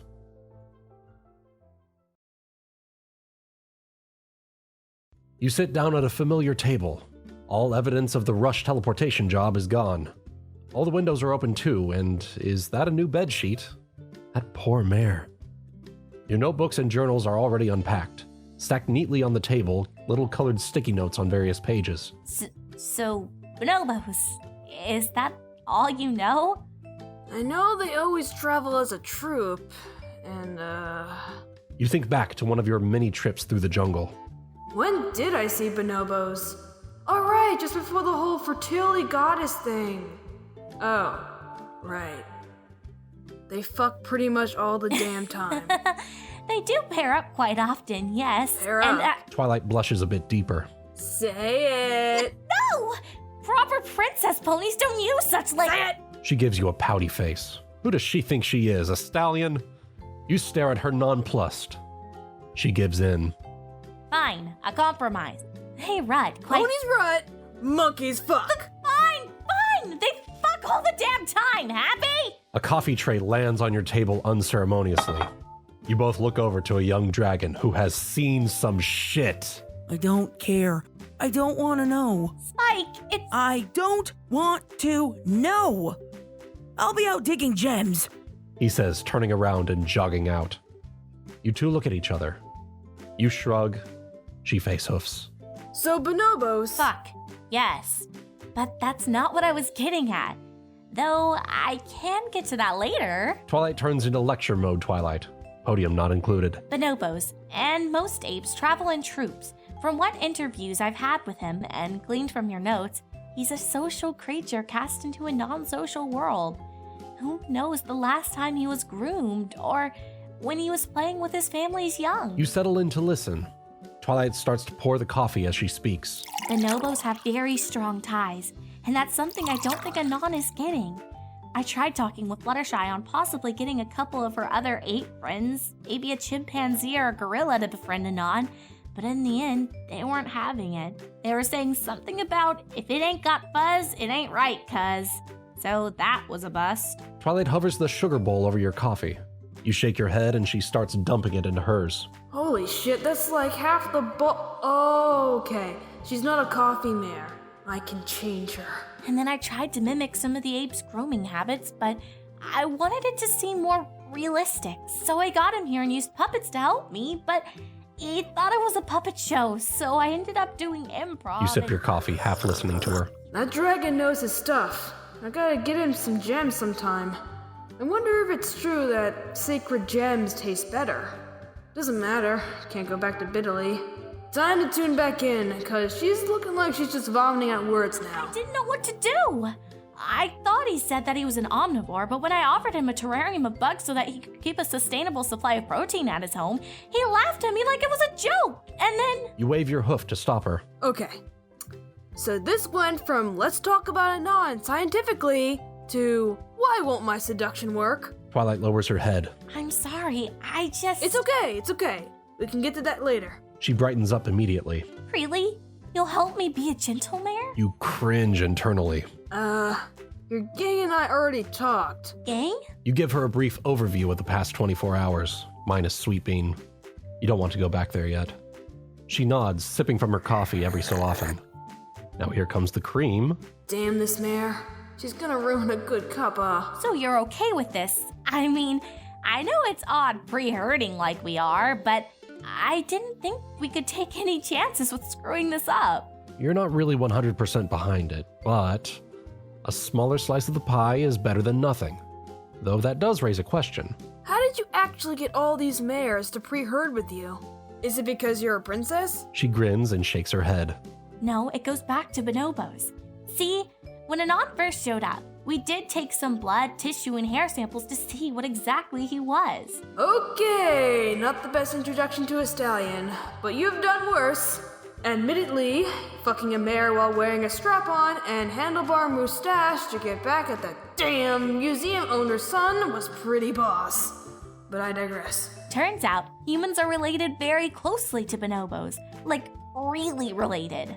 Okay. I'm still not getting... Bonobos fuck all the damn time. You shut your mouth as it hits you. Nah. Are we talking... Well, possibly. I mean, I don't know personally, but if he's related that closely to them, then... So that's why... You would not believe the appetite of some of those mares. Yes, that's pretty much the first reason. Even the From what Pinkie tells me, especially Rarity, but don't tell Spike. And what about... Predator fetish. And Dominatrix. Well, I've run out of questions. Brain, you got anything? Honestly, no. That's pretty impressive. It's always the small town mares you gotta watch out for. Tell me about it. So now the only thing left to do... Twilight places the coffee down in front of her and looks at you hard. ...is confirm our hypothesis. Kinky! Yes, Brain. Yes. So the two of you begin to bounce ideas off of each other. She's taking the more pragmatic approach of cast a want it need it spell on my flank and see what happens. You have to remind her that it's not only outlawed to cast love spells on other sentient beings in Equestria, but doing that usually causes the stallion to just snuggle your ass until the spell wears off. Not that I know anything about that first hoof. Nope, not at all. Instead, the two of you need to hypothesize about realistic ways to get him to give up the D. And an idea pops into your head. Hey, so, I know this might be a bit shallow, but what about just getting him roaring drunk? Twilight shakes her head. I won't allow a stallion to get that drunk around me. Some gutter trash mare could force herself onto him. She leans in close like a conspirator. And I've looked at his legs. I don't think he's strong enough to fight off any pony, let alone a raping herd. Wow, raping herd? Where is she getting her news from? Besides, this isn't freaking medieval Equestria where stallions were basically property. Things have advanced. Well, we'd be the ones drinking with him, so wouldn't he just be around, gentle mares like ourselves all night?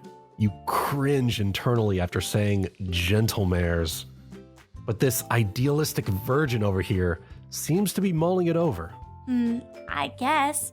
We could always chaperone him, and since we're going to herd with him anyways, it's fine if I don't get first dibs. There we go. Time to take the reins. Kinky! I know, Brain! I know, right? Ugh.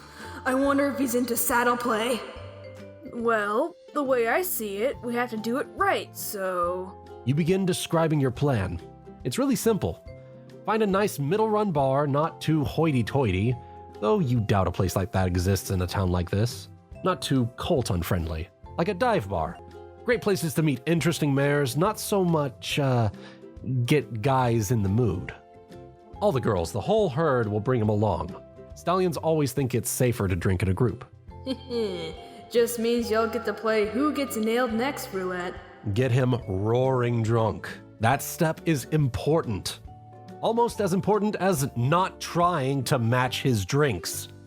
You tell Twilight this, and she's shocked, flustered, and maybe a little jealous of your solo drinking, petting, and wing job on Anon's couch. So basically, we'll start out drinking socially. Then each one of us will challenge him to a drinking game until he's good and tipsy. Spread the pain around, we'll still be somewhat sober. And then back to Twilight's place for castle sex. Also so she can record it, apparently. That is so kinky! I know, Brain, I know! Excited, the two of you split. She'll send out her minion to notify the girls, and you just have to bide your time until nightfall. Running on exactly 0 hours of sleep in the past 48 hours, you decide to do what Pegasi do best.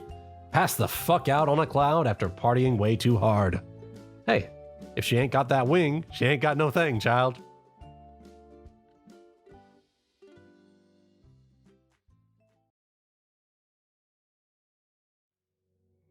Ooh, blue, blue, blue, blue, blue, blue. What? Ooh, blue, blue, blue, blue, blue, blue. Fucking... You open your eyes and stare out at the inky blackness that surrounds you. Fuck, did I sleep too late? What time is it?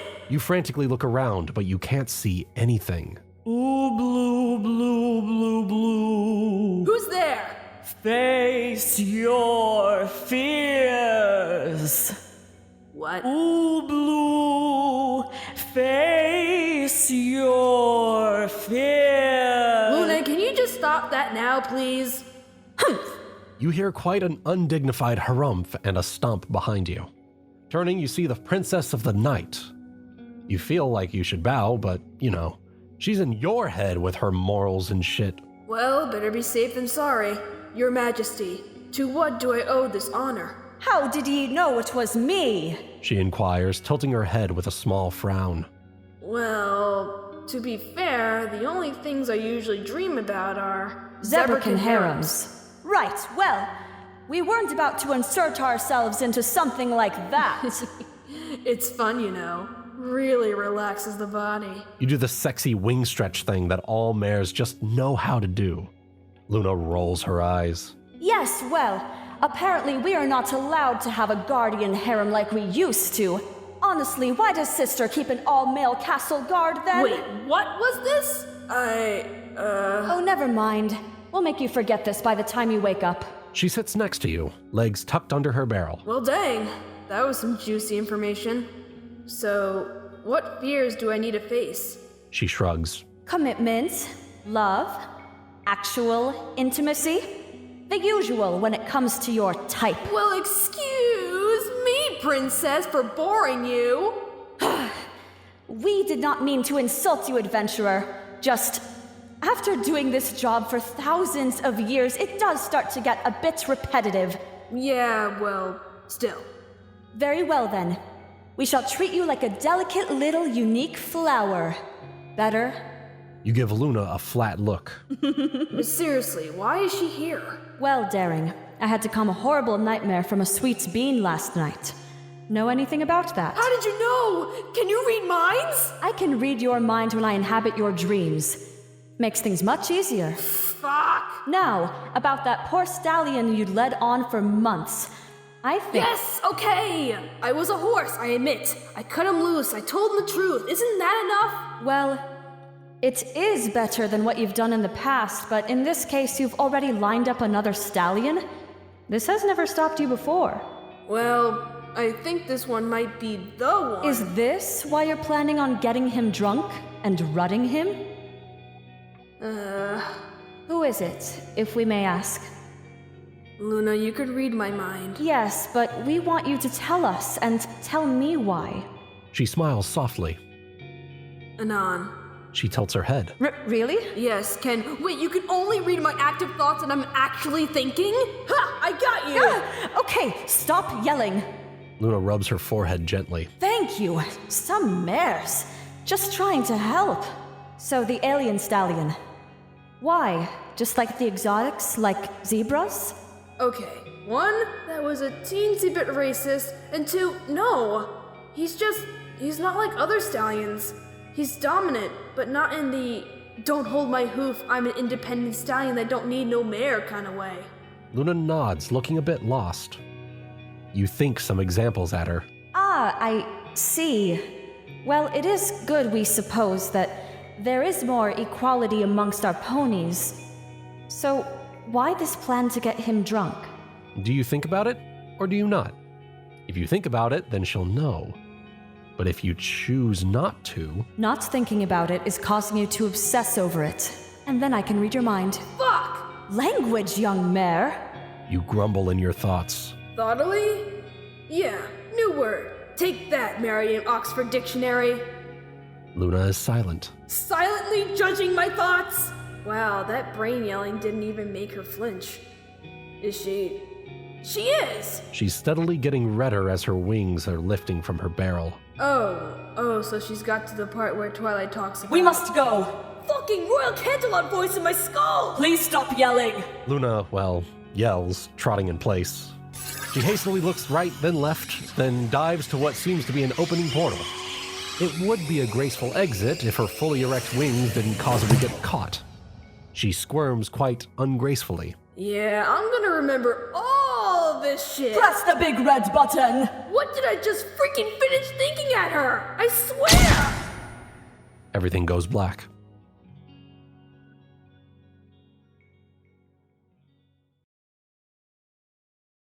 You are Daring Do, waking from a really fucking weird dream with a start. You almost roll off the cloud. Almost.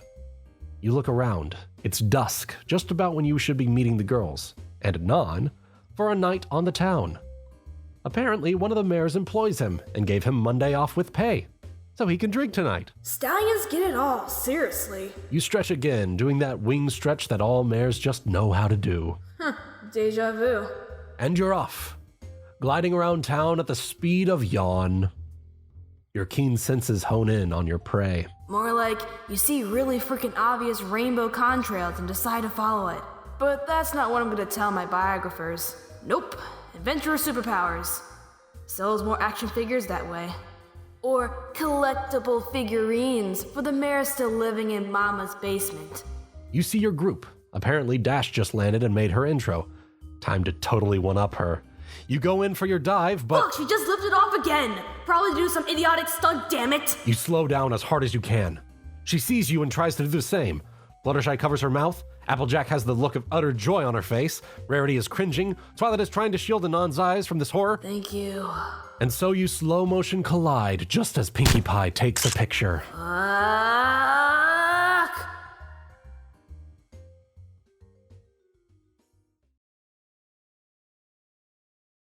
So, after the embarrassing laughter of two mayors and shaking the dust off, you say hi to the group.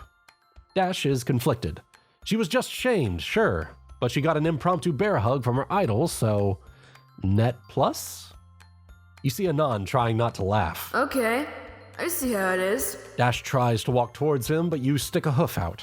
You look at her with a grin and she doesn't get it. You get close, uncomfortably close, and you start preening her. She gets the hint, and soon the two of you are licking and muzzling each other's wings clean. This is kinda hot. Sneaking a peek at Anon, he thinks so too. From laughter to blushing hard in 2.5 seconds. Nice. Dash's scent is also nice. Like whetstone and cold air, crisp and... Hey now, brain. One herd made at a time. Okay. So, after that double awkward intro, you decide to break the ice. Alright, so now that we're presentable, what's this joint we're going to? Applejack points at the bar. It's right here. It's the Salty Stallion. They've got booths, a stage for live music, and a record player, if you want to pay the bits. You nod at Twilight. Not too bad. Rarity walks in front of the group, grabbing the door with her magic. After you, good sir. She does a little bow. Oh wow, gentle mare status confirmed! If I had a parasol, I'd be tripping it really hard right now! Anon laughs and enters. Good. Step one complete. You all pour in afterwards and are able to secure a booth facing the stage. Unfortunately, there's nothing scheduled for tonight, so it's kind of a shit view. Well, it would be if you weren't staring at your soon-to-be horse bondo. What's the human equivalent of that? Humbando? No, that's not right. Oh well. Dash is first. Of course she is! Anon, you gotta try this shot! It's called the Narrator. It's a cinnamon liqueur that's got this great kick to it. Sure thing, Dash. Actually, Anon, I took the liberty of ordering for us. For the first round, at least. I hope you don't mind. Everyone looks at Fluttershy. She squeaks and shrinks down. Hey, no problem. I'm curious as what you'll get us. Be nice to him, Daring. We're all on the same team. Every pony else seems to get it and starts nodding. Small talk starts, and soon the waiter comes over. Your drinks, every pony. And human. Ugh, no, cult bad. He's ours. 6 ciders. Local brew, not bad. And 1 frilly umbrella drink. Anon takes it in his hands. The drink is basically engulfed in his grip. Poker face all around. Well, thank you, Fluttershy. I'm sure I'll enjoy this. Okay, I'll give it to her. Any other stallion, he starts sipping on it right away. It's also about 70% pure alcohol. Sneaky mare, I approve. Coconutty in my mouth. Sunset breeze. Anon just smiles softly and raises his glass. What a gentle stallion. To friendship. You all cringe slightly, but accept the toast. That all changes tonight. And he chugged it. Well, fuck that. You, Dash, Applejack, and Pinkie all chug as well, and slam your drinks down at the same time. Hey, barkeep. Incinerator shots, please. Make it a double! It begins.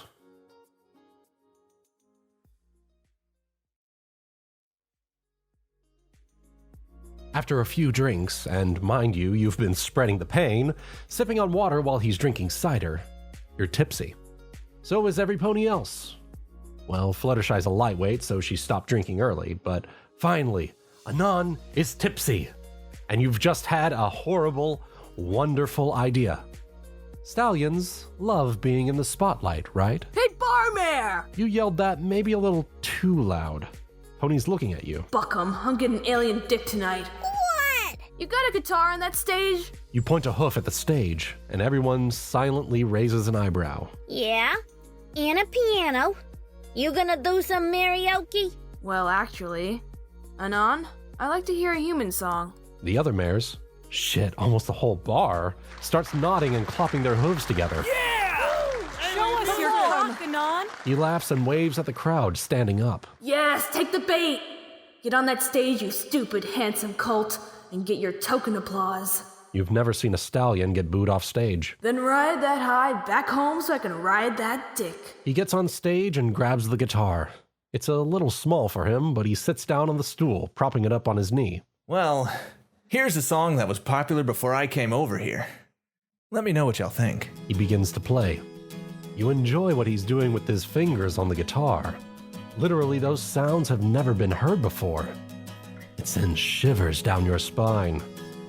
Then he starts to sing, and your wings go right up.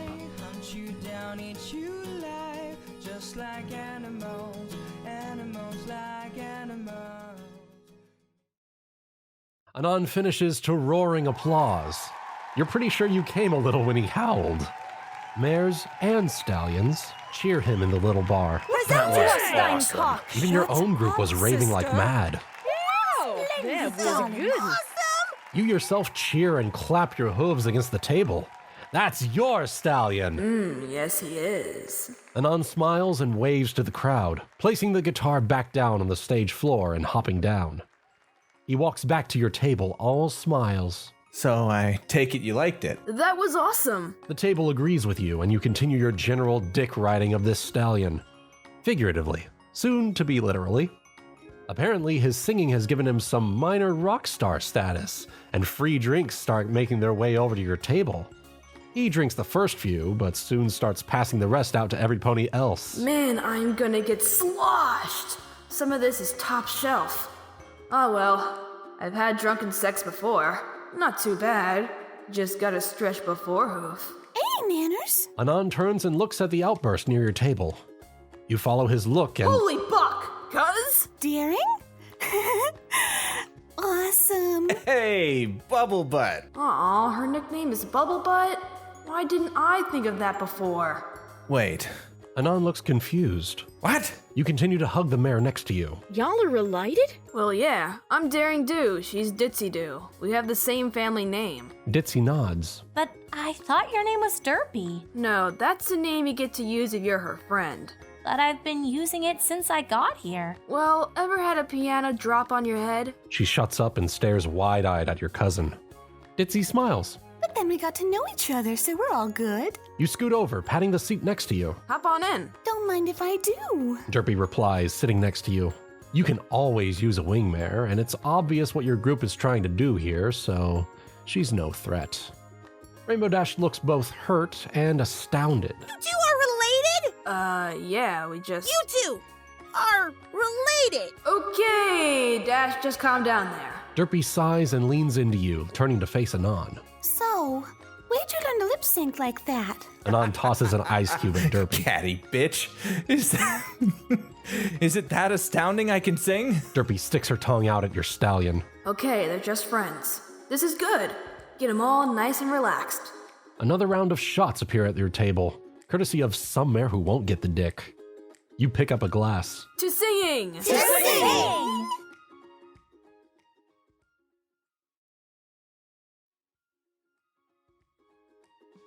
So, Darren, you might be a bit drunk. Well, a bit drunk. Ain't your bitch for once. Her opponent's deck stallions style. Wow, you can't even think straight. Does Brain want to take over? Nah, I think I'll hand everything over to Ovaries. You go down there, Ovary does what Ovary wants. It's alright. You give Anon the bedroom eyes. Well, eye. The other eye is staring at that other fucking sexy human. You gonna hit him up if this goes south with Anon? Time to leap into action. Action! Apparently, the other mares at your table are either A. Passed out a la Rarity and Fluttershy.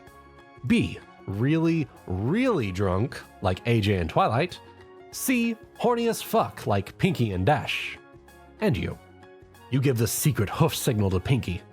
She doesn't notice, so you lean over the table and whisper. Hey! Hey! Hey! Hey! Hey! Stage whisper. The most selective of silent speakings. The pink one turns to you. You go through a complicated array of hoof motions. She nods knowingly. Good. Time to get every pony home and naked and... Ovary does what Ovary wants. I know, Ovaries. I know. Give me a few minutes. Damn. Feed me, darling. Okay, stop. Sheesh. Anon. You get Anon's attention with your wordsmithing. He turns to look at you, a permanent blush on his face. It's time to go to bed, babe. He grins. Does he know? If Pinkie has betrayed you... Yeah, it's getting pretty late. He stands up, wobbling slightly. Yes, the wobble. That means he's drunk enough to fuck and sober enough to get it up. You pat yourself on the back. Excellent. Derpy looks at you and smiles, nodding softly. Yeah, let's get everyone back home. Twilight's castle is probably the easiest. This mare, gonna give her some royalties for my next book. She's one of the good ones. Your group makes its way out of the bar. Some final catcalls you largely ignore. It's time for Operation Get Fucked.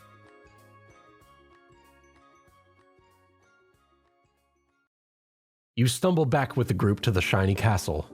Fuck, good thing you weren't a Pegasus. Wait, yes you were. You mean good things not in clouds. Can't fly. Fly no, walk yes. Yes.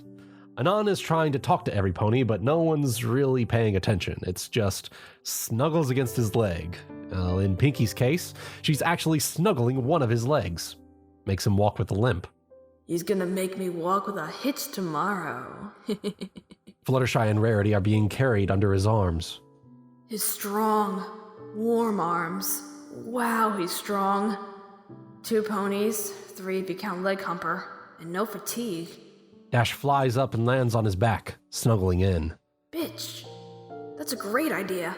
You make more idle banter with everyone, and eventually you make it to the castle. Away from the throne room, up the stairs to the... Oh, wow! You look around at this opulent bedroom. A massive herd-sized bed sits in the middle. Man, that looks soft. You decide to hop up on it, stretching right in front of Anon. Yeah, and flash a little. I'm gonna go get some water.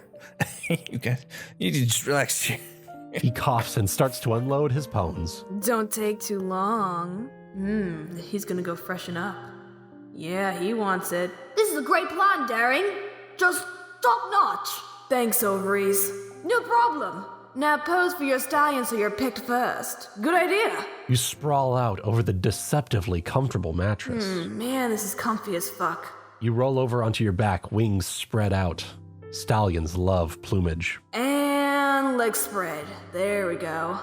Airing out the V before you get the D. You lay your head back and wait. Any moment, and Anon will come back.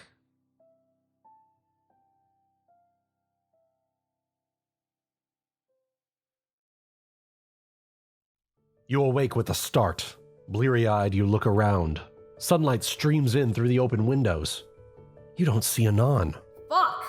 Really? Maybe I need to check into AA or something. You do feel a pressure against your abdomen. Maybe he went down and fell asleep? Oh man, if he went down, then I'm gonna propose to him right now. Nope, just Twilight, asleep on your tummy. You're just still drunk enough to think this prank is gonna be funny. You scoot up slowly, making sure not to wake her up. Just so her muzzle is right above your fun cave. Then squeeze your legs together and... Oh, Buck. You moan and writhe loud enough to wake every pwn. Twilight among them. It takes her just a few moments to realize what's going on. Sorry, I'm not. I mean, we're not You can't even. contain your I laughter. just- Everyone else is either somewhat aroused, suffocating from a massive hangover, or both. Twilight hoofs you in the cutie mark.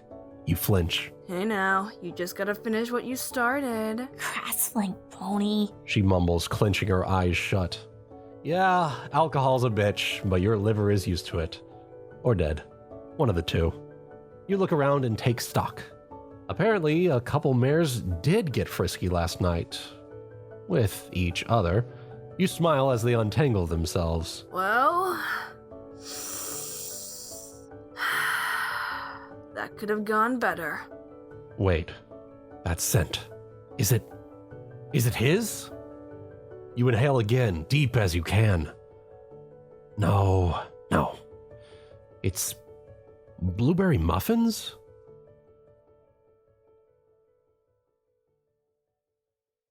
After much groaning, sniffling, moaning, and a couple hard thuds, you make your way downstairs to the kitchen. The first thing you notice, this place smells fucking wonderful. Damn it, you miss rooming with the derp. But it could be your stallion cooking, you know. Good thought, brain, and welcome back. Thanks. Now sugar, please. You look to the kitchen table. Huh. One round of muffins is already gone. Wait.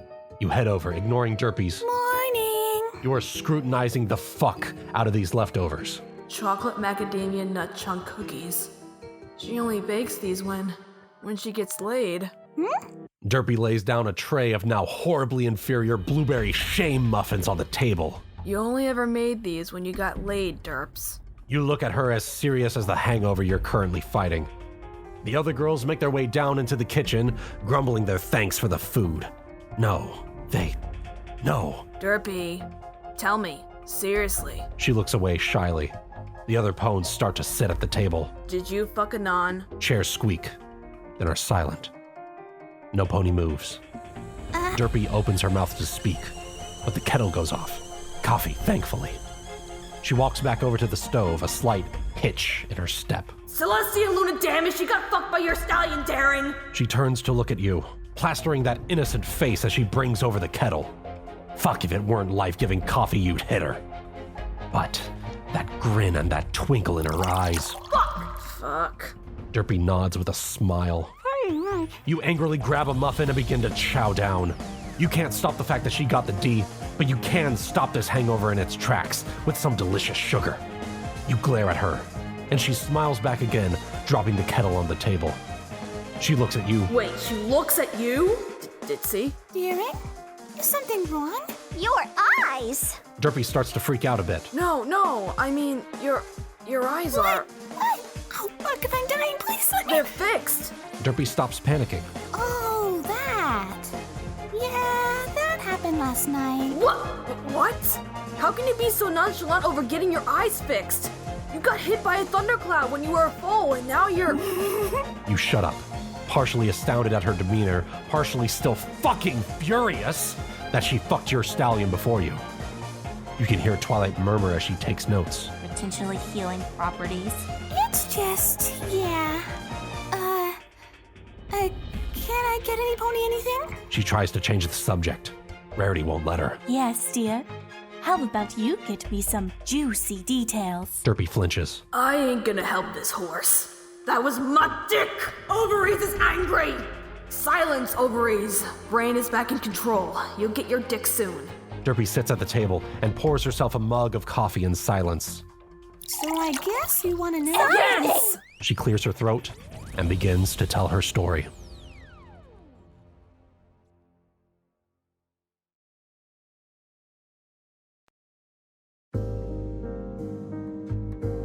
You are... Daring do. Right. So, it's been a week since you attempted a little sleepover with Anon. Yeah, there were some other ponies there too, but that shouldn't have mattered. He should have come back and fucked me awake! But no, he went after my cousin. I mean, sure, the butt runs in the family, so I could see how he liked it, but still. It was supposed to be my ass! Yes, Ovaries, I know! Anyway, it happened on a weekend, and of course, Derpy had work that morning. So she went all around town with that hitch in her step, her scent and his intertwined, and her eyes straight for about half the day. Not that big of a deal if she wasn't a freaking mailmare! So, half the town knew something was up on day one. You look down from your cloud as Anon walks into town. He's getting catcalled again. Why does he look so bewildered? He did this to himself. Derpy's shenanigans plus the fucking marshmallow gossip. As soon as we got the whole story from Derps, Rarity passed out. Woke up a few seconds later, though, and immediately ran to the spa with Fluttershy. Speaking of which, you've not really seen much of the herd, as it were, after Monday morning. Twilight just stayed in her castle. Rarity and Applejack were always busy with work. Fluttershy was never to be found. Pinkie Pie didn't let it get to her, but you don't really believe that, you don't think. It was just you and... Me and Dash, laying on clouds, just wondering how it came to this. Looks like Anon is trying to get them to stop. You roll over and look at Dash. Honestly, when you first met her, she was annoying as hell. You were also getting mugged and she didn't help you. What a bitch. But after hanging out with, drinking, and sorta finding some common ground with her, she's not so bad. She's hurting though, you can tell. You hear Anon's voice carried up from the wind. You can't make anything out, but that doesn't matter. He's annoyed. The mayor thinks this is a game. It really is all a game. Magenta eyes meet your own. Just this whole getting Anon thing.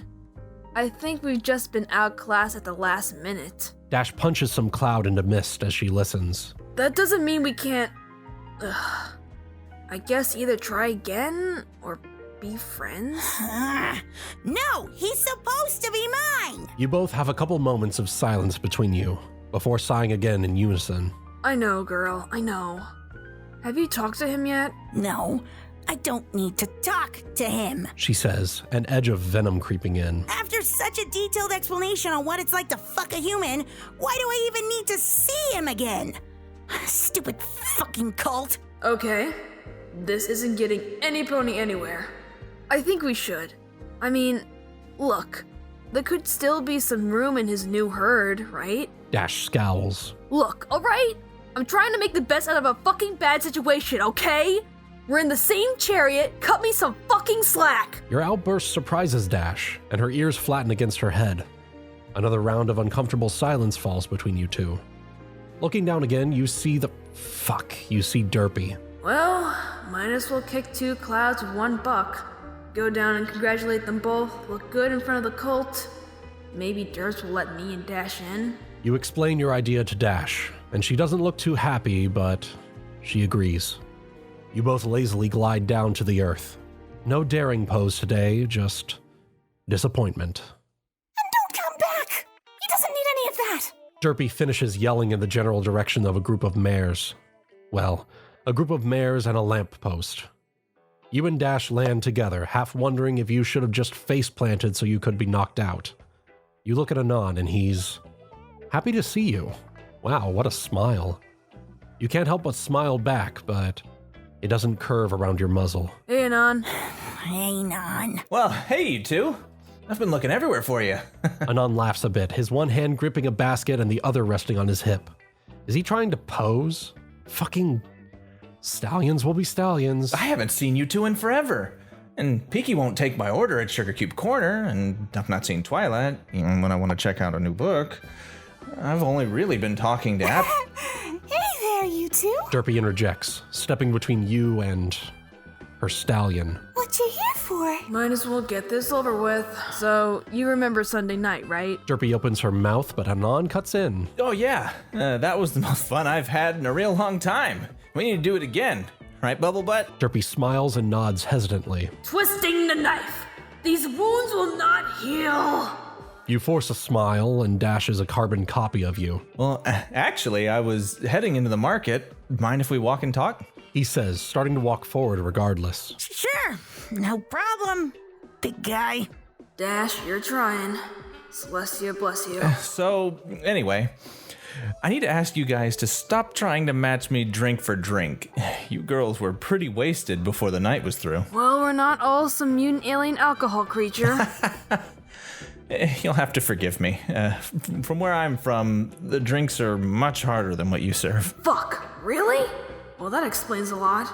Anyway, where have you been? I've not seen you girls in what feels like forever. Only Derpy's been checking up on me. Well, that makes sense, right? Looks like we're in the middle of the market. Don't do this now. What are you talking about? I thought we were... Friends! Dash blows up, hovering in front of Anon. No, girl, keep it down low. Don't insult his choice of mares. Yeah? Well, I guess that's all we'll ever really be, huh? You could have at least told us, you know? I mean, is it because I'm too thin? Too fit? Do you want me to get a bubble bed on? Dash, that's enough. Derpy yells, waving her arms at Rainbow Dash. Leave him alone. No, I should be happy for you two, right? Just so fucking happy that my only chance at... Anon reaches up and clamps his hand over Dash's muzzle. Whoa, he's strong. Well, yeah, I knew that, but she's trying to wiggle out of it, and there's no way he's moving. Can you breathe, Dash? Mm-hmm. Good.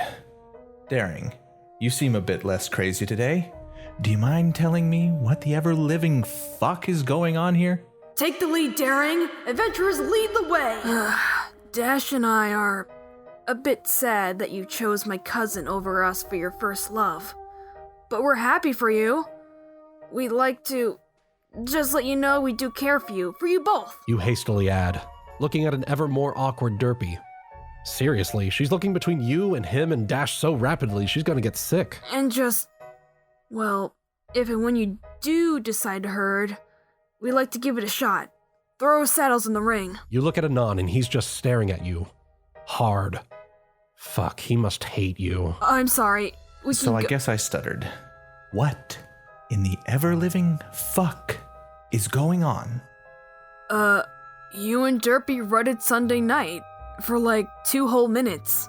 She even said you flared out your ridges when you... Let me stop you right here.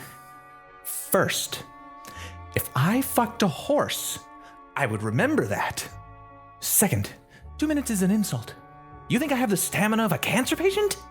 And third, what the hell gave you that idea? Time fucking stops. He looks down at Derpy with a look. You know that look. It's the look of a predator sizing up his next meal. Derpy's wings expand a bit. What a horse. Derpy, Sunday night we put everyone to bed. You said you were cold, so I gave you my jacket. And then we made a late night snack before I left for home. He leans in really close. Did you tell them anything different? I didn't, no, we totally, You know what? Fuck it! I don't even care right now. I finally killed a deer, and I'm going to make me some fucking steaks tonight. Anon releases Dash, who just books it towards the apple farm. Derpy, I ain't even mad. I just do not care. care right now. There's not going to be any bacon until January, and I'm just not going to wait that long for meat. You girls, work this shit out. And he walks further into the market. But you don't care. You're just staring at your cousin. She's staring back at you. Then at Anon's butt as he walks away. Then you. She used your own trick against you. She used my own trick against me? That horse! I am going to wreck you, muffin brain! She lets out a yelp, but hops up onto her hooves, shaking. No! I have a herd now, and we're gonna get a stallion. I'm not afraid of you. You better be! I crushed jaguars between these hooves! You stomp at the ground for effect, growling. She paws at the ground in response, lowering her head. Looks like you're drawing a crowd. You ignore the peanut gallery commentary, staring down your blood relative. It's always the ones closest to you that betray. You leave Mademoiselle alone. You look around as some ponies come out of the crowd. 2 Earth ponies step out, twins it seems, and join Derpy. Wait, this is not the time for fighting. Apologize. Apologize? To this empty-brained horse? 2 Pegasi, also twins from the look of it, glide down to join the group. What the fuck is up with this herded twins? Hey, you leave the Derpster alone! Yeah! What's going on here? 2 unicorns show up, one minty green, the other white with some fucking ugly specks on. Hey mares, let's just chill. I've got some vodka and tunes up in my... Your glasses are fucking ugly. Gonna stomp this bitch right here, right now! I honestly don't care. I'll take on all 7. I don't even give a fuck! You feel a hoof on your side and turn. Looks like you have some support after all. Rarity and Pinkie Pie stand before you, and you can hear a southern accent yelling something from the distance. Sounds pissed. Good. Looks like Rainbow has been gathering the herd for a good old-fashioned beatdown. Mother Rarity, surely we can. Your prices are too high, your oils are old and tired due to course 5 years behind my grandmother's time, your accents are fake and your manes are ugly. Whoa, she rattled that off like a pro. I guess there's only one. That is enough! Twilight Sparkle lands in between the 2 forming groups. Every pony, I thought better of you! Without warning, Twilight starts to lecture all of you. Some mares in the crowd roll their eyes. Some seem to be paying attention. You look around Twilight's flank to Derpy. She crosses her eyes at you, making them straight, and then sticks her tongue out at you. Yo, bitch, when did you learn to do that? You make some rude gestures with your hoof and start mouthing out curses as Twilight finishes her speech. With the power of friendship, we stopped Tyrek, and we were able to save the planet from a magic-sucking... Ooh, you suck! Who said that? I most certainly do not! Flank flustered much? I thought Mary Sue's like yourself could never get that riled up.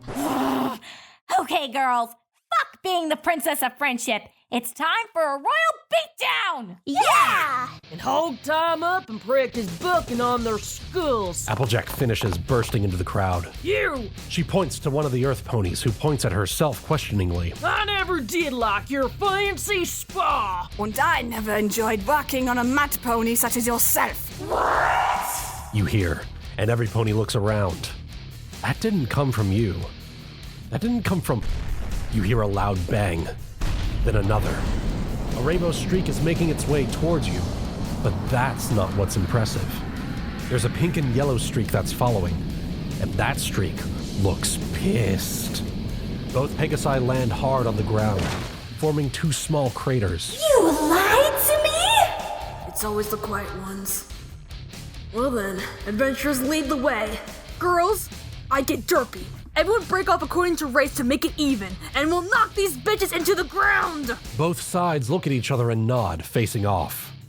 Pinkie and Applejack versus the Spa Ponies, Fluttershy and Rainbow Dash versus Flitter and Cloud Chaser, Rarity versus Vinyl, Twilight versus Lyra, and you versus Derpy. A red stallion stands on top of his apple cart. Heaven or hell? Duel 1. Let's rock. You charge at Derpy and she does the same. Both of you feint at the same time, spinning almost around each other. Another lunge, another dodge. This mare knows how to dance. Both of you kick up dust as you back off, eyeing each other for weaknesses. No Pegasus is taking this to the sky. No need to turn a brawl into a homicide. She dashes forward. Fuck! You hop to the side just as she was about to push you back, and you see an opening. You lunge forward, and she scrambles out of the way just in time. Both of you are panting hard. Exertion and adrenaline make for one hell of a cocktail. You hear some of the crowd yelling. Mares are egging every pony on, giving advice. A couple yelling for some pony to call the ponies. Man, fuck the ponies! Some stallions are swooning. I guess 2 herds fighting over a male is pretty much a dream come true? Doesn't feel like it right now. Another lunge and you flare out your wings, giving you enough drag so you can turn on a bit, which you do and continue to press your attack. You can hear the exertion over on the Earth Pony side. No idea what's going on, but it doesn't matter. Only this horse right here, right now. This fight must look almost like a riot.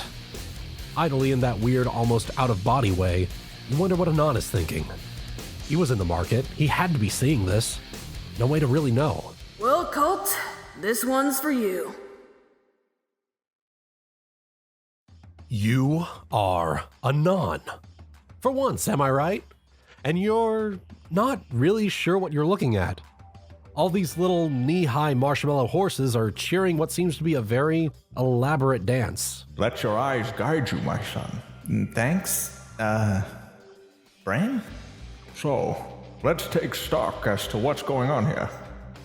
The Earth ponies are squaring off against each other, and are just really close to each other. Both teams have scrunched up their faces really tight and are wiggling a bit. But that's it. A scrunch battle? Okay then. The unicorns know better. They've basically put bubbles and sparkles around themselves and would have the biggest pouty doe eyes you've ever... You grip your chest and look away. Whew. That's kind of deadly if you're not paying attention. Okay, so they're having a kawaii fight. Fucking casuals, a lot of them. The real story is the Pegasi, however. They're doing some sort of dance thing. Chests are poofed out as far as they can go, wings straight out to their sides, and they're just hopping around each other. You think you can even make out a faint tweet-twoo, tweet-twoo. This fucking crazy horse land. All I want is to get some milk to soak my meat in. Soak my meat. But seriously, deer is way too gamey to eat straight. You almost turn away, but you catch Twilight and stop. This is fascinating. She's doing everything the Earth ponies are, as well as the unicorns and Pegasi. I guess, because alicorns are like all types of ponies. Whatever. Scrunch kawaii bird battle mode. Well, to be fair, her partner's holding her ground. You know, you have to appreciate the intricate form of dance. No, Brain. I'll stop you right there. You turn around and start haggling for your supplies, but everyone's abandoned their carts. You go around paying what you think is fair for what you need. These poems, they drive me to drink sometimes. Ha, I hear a sound in the distance. Good job, Brain. Fuck you, Anon. It sounds like sirens. Stop and listen.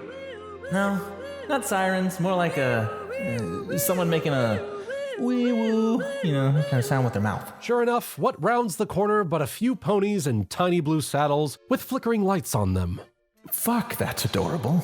You pocket another bottle of wine from the stall. You can tell you're going to... Citizen. What? You turn around and look at the group of, their saddles say ponies on them. Please, God, kill me now. Can I help you? A mare steps forward, clearing her throat. By your actions, you have incited a riot in town square and are hereby put under arrest. I need you to... No, wait a fucking minute. I just came here to get some groceries. You have no right to... He's resisting arrest! One of them yells, and he boops you right on your coin purse with a baton. Well, that knocked the wind right out of your sails. You crumple as a wave of apology washes over you. Right, I didn't mean to... Oh, Buck, that's not... Sarge, you had to see that I didn't Soft search? Just stop. Hard time, please search the cult. With pleasure, ma'am. He gets next to you just as you stand up. Can you... He rears up, but doesn't even really make it above your chest. He wiggles his legs at you. Maybe just lie down.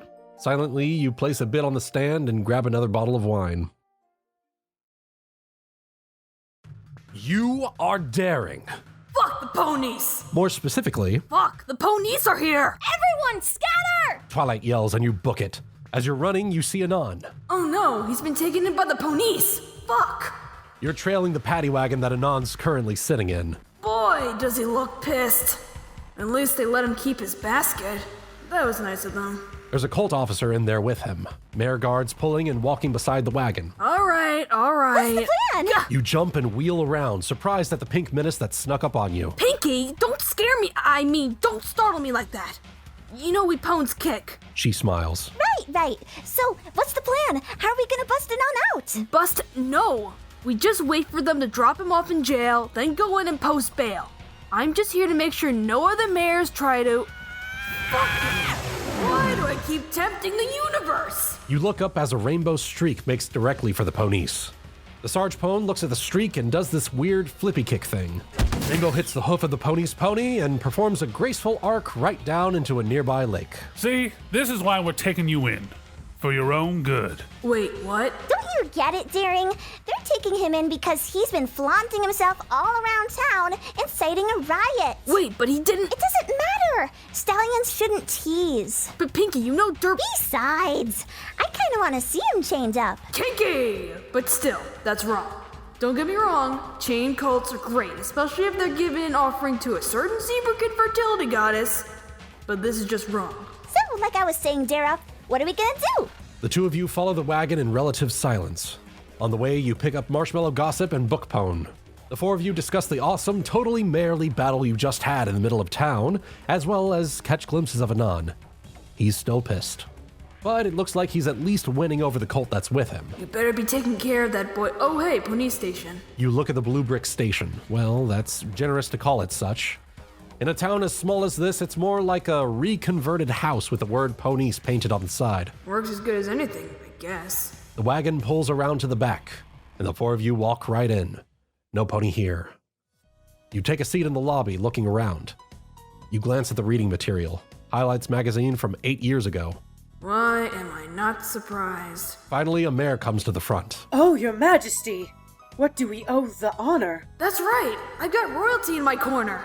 Damn, why didn't we just tell it to arrest the other herd? Well, officer, we're here to pick up and post bond for that cult you just arrested.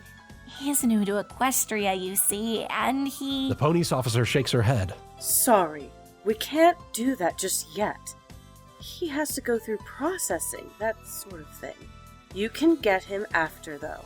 Twilight nods, intimately understanding paperwork. But that makes no sense! None of this does! Every pony turns to look at you. Think about it. I mean, we were the ones fighting. If anything, he should be free and we should... Wait, you were involved in that? What kind of police force is this? Yes. Is that a problem, dear? Well, if it is an issue regarding royalty, we have to pass it up to the crown. So he won't be released until another royal comes down. You tune it out. Your white knighting just got Anon pushed from a 4-hour stay to a who knows how long stay. You face off. You stand vigil outside the pony station. Every so often, the guard around you changes. Sometimes Dash stays for a bit, sometimes it's Applejack. You don't really pay attention, and they don't try to talk. The bench is comfy enough, so whatever. In an effort to expedite things, Twilight offered Spike's services to speed up the royal notification. A few minutes after they go in, you see a wisp of smoke trail out the window, towards the general direction of Canterlot. You exhale a breath you didn't know you were holding. I'm so sorry, Anon. Art, what are you doing here? Just rubbing in some hoof-made guilt. You? Pondering life choices. It's good. Hey. You look up at Twilight, a sleeping Spike resting on her back. Let's get you home, huh? We never really did discuss our notes, if I'm remembering right. All the fucking things to say at a time like this. You realize most of it is just hypotheses and smut, right? She joins your laugh, shrugging a bit. Fine, then let's go home and read some horrible porn. Now that is a princess I can get behind! You stand up and stretch, working the kinks out of your back. So, how is he? At first, he was pissed. Still is, pretty much. But I assured him that the crown would refund him all his bits he spent at the market today, plus a little extra for his inconvenience. Can't you just, I don't know, bust him out with a decree or something? Twilight shakes her head. Apparently not. I checked that. Agreed laws stay on the books until a majority princess ruling against them. It's a checks and balance. You wave your hoof at her and she stops. Sorry. Law can be fun and interesting, you know? And I'm certain you're the first sentient being to ever say that sentence and mean it. ever. She smiles and you return it. Still, I don't blame you for what happened. Neither does Anon. Wait, you told him I started the fight? Now it's her turn to interrupt you with a hoof. First, he deserves the truth, don't you think? Yeah. Just hope you didn't toss me under the chariot. Twilight shakes her head. If you didn't say it, I probably would have. Honestly, I had to research that law once the ponies told us that. Anyway, he's not mad. He's taking it very well. Of course, knowing stallions, we're never going to hear the end of it. And we can make that up to him later. Maybe another Pinkie party or... Ready! You and Twilight cry out as Pinkie just materializes in front of you. No, seriously, she just appeared. Pinkie! How many times have... Yeah, Twilight, we know. You don't explain your magic. I ain't gotta explain nothing either. Pinkie, magic is a science with fun... Topic change! So, what's this about Anon? You fill Ponka in on what's going on. She nods, simply paying attention. Honestly, you just don't know with this mare. So basically, Nani's gonna get a visit from a royal? So what's the big problem? The problem? Royals don't give a fuck about a lot of things, especially lawbreakers. Who knows what kind of impression they'll have on Anon? Silly, you don't know Twilight. How does that even matter? Yeah, I don't really... Twilight, seriously? Pinkie looks at her flatly. Your mentor is a princess, your old full sitter is another who is married to your brother, and the third one owes you her life. How can this go wrong? Oh. Twilight face hoofs. Sometimes I just forget about that. Well, fuck. Girls, this is great.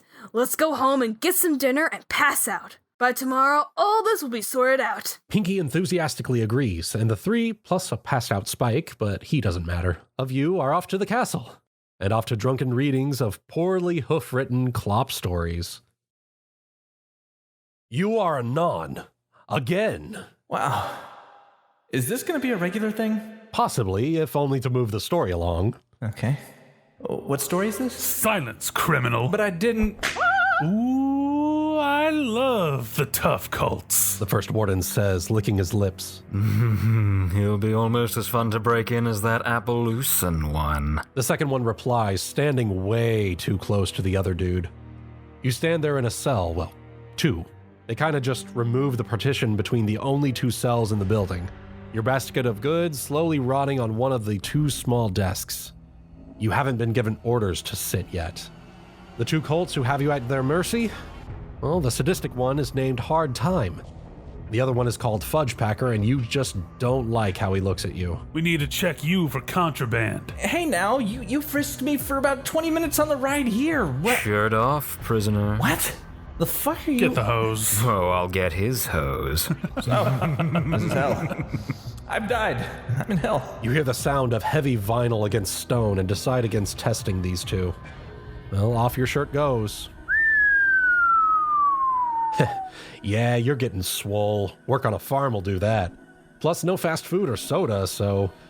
Emotions for you to turn around. Fuck. You want a show? All right. Fine, jackass. You turn and flex, showing your muscles rippling under your skin. Plan A. They open the jail cell, you crack their skulls, and head out for the Everfree. Plan B. They open the jail cell, you tie them up with the bed sheets in a compromising position, alert the Sarge, and hopefully get new wardens. You feel a spray of cold water hit you unexpectedly. Hey, fuck! Oh, stop that! Or, Plan C. Be dumb as fuck, tease them, and give them eye candy. Hard Time is just licking the bars to your cell. He's doing it and looking at you in a way that really rustles your jimmies. Fudge Packer is sitting belly down on a stool, rocking it back and forth with his hips. Damn it, don't make eye contact. Don't make... Fuck! He grins. They demanded you take off your pants, but fuck that noise. So they just kept hosing you down. You stopped caring. Once you got used to it, it was basically no worse than being hit with a garden hose. They realized you weren't crying or begging for it to stop, so they turned it off. And for the past hour or so, this shit's been going on. Hey, Hard Time. Yeah? You think the princess will chain him to the wall like last time? Fuck them, there was no last time. You look at the wall and... There are screw holes. Maybe, Fudge Packer. Well, I especially love it when they're done questioning him and let us take over interrogations. He inhales sharply as he finds the keyhole for the cell and starts... Oh, fuck, he's tonguing it. That's disgusting. Getting cold, Colt? You could always ask for us to warm you up. You flip them the bird. Fuck! They suddenly look at you with shit-eating grins. They even took my favorite curse word from me. I'm a broken man. Those bastards. Hard Time moans, and you actually hear the tumbling of the pins in the lock as he tongues the fuck out of them. Okay, wow. That's disgusting. Why not just use the key, you sick fuck? Well, sadly, the Sarge keeps all the keys on her person. Doesn't want anything to happen to us poor little stallions. Suddenly, the clicking of the lock gets more ominous. So, if we're ever gonna help you, we have to improvise. Fuck. You are anonymous. Last and only human of Equestria. Apex fucking predator. Scared shitless of 2 tiny marshmallow ponies. You wave your basket at the 2 colts as they slowly advance. Back, you devils! Go ahead and complain as loud as you want. It's not like any pony can hear you in here. Fuck, did they plan this from the beginning? They look at each other and grin in unison. I call right. I call left. A pincer attack. You slam your back against the wall and pull out a bottle of wine, readying it with one hand. In the other, you hold your basket, hefting its weight. I ain't gonna give up my black cherry without it. They move! All systems on high alert! You crouch slightly and wait for them to come into range. You can't. They're fucking with you. Both of them scrabble as quick as they can to the 2 beds in your double cell and start bouncing on them. You just kinda freeze there, waiting for the other shoe to drop. Don't put down your guard. I'm gonna win, Hard Time. Fudgepacker says as he grips a pillow with his teeth. Nuh-uh, you're gonna go down. Hard Time says, thick with innuendo. They charge at each other, pillows at the ready. Are they a jailhouse pillow? Am I in a softcore porn? You squat there, back against the wall, bottle ready to cave in a skull, dripping wet. As the 2 wardens start smacking the shit out of each other with big fluffy down pillows, feathers going everywhere. What? That is what we would like to know, human.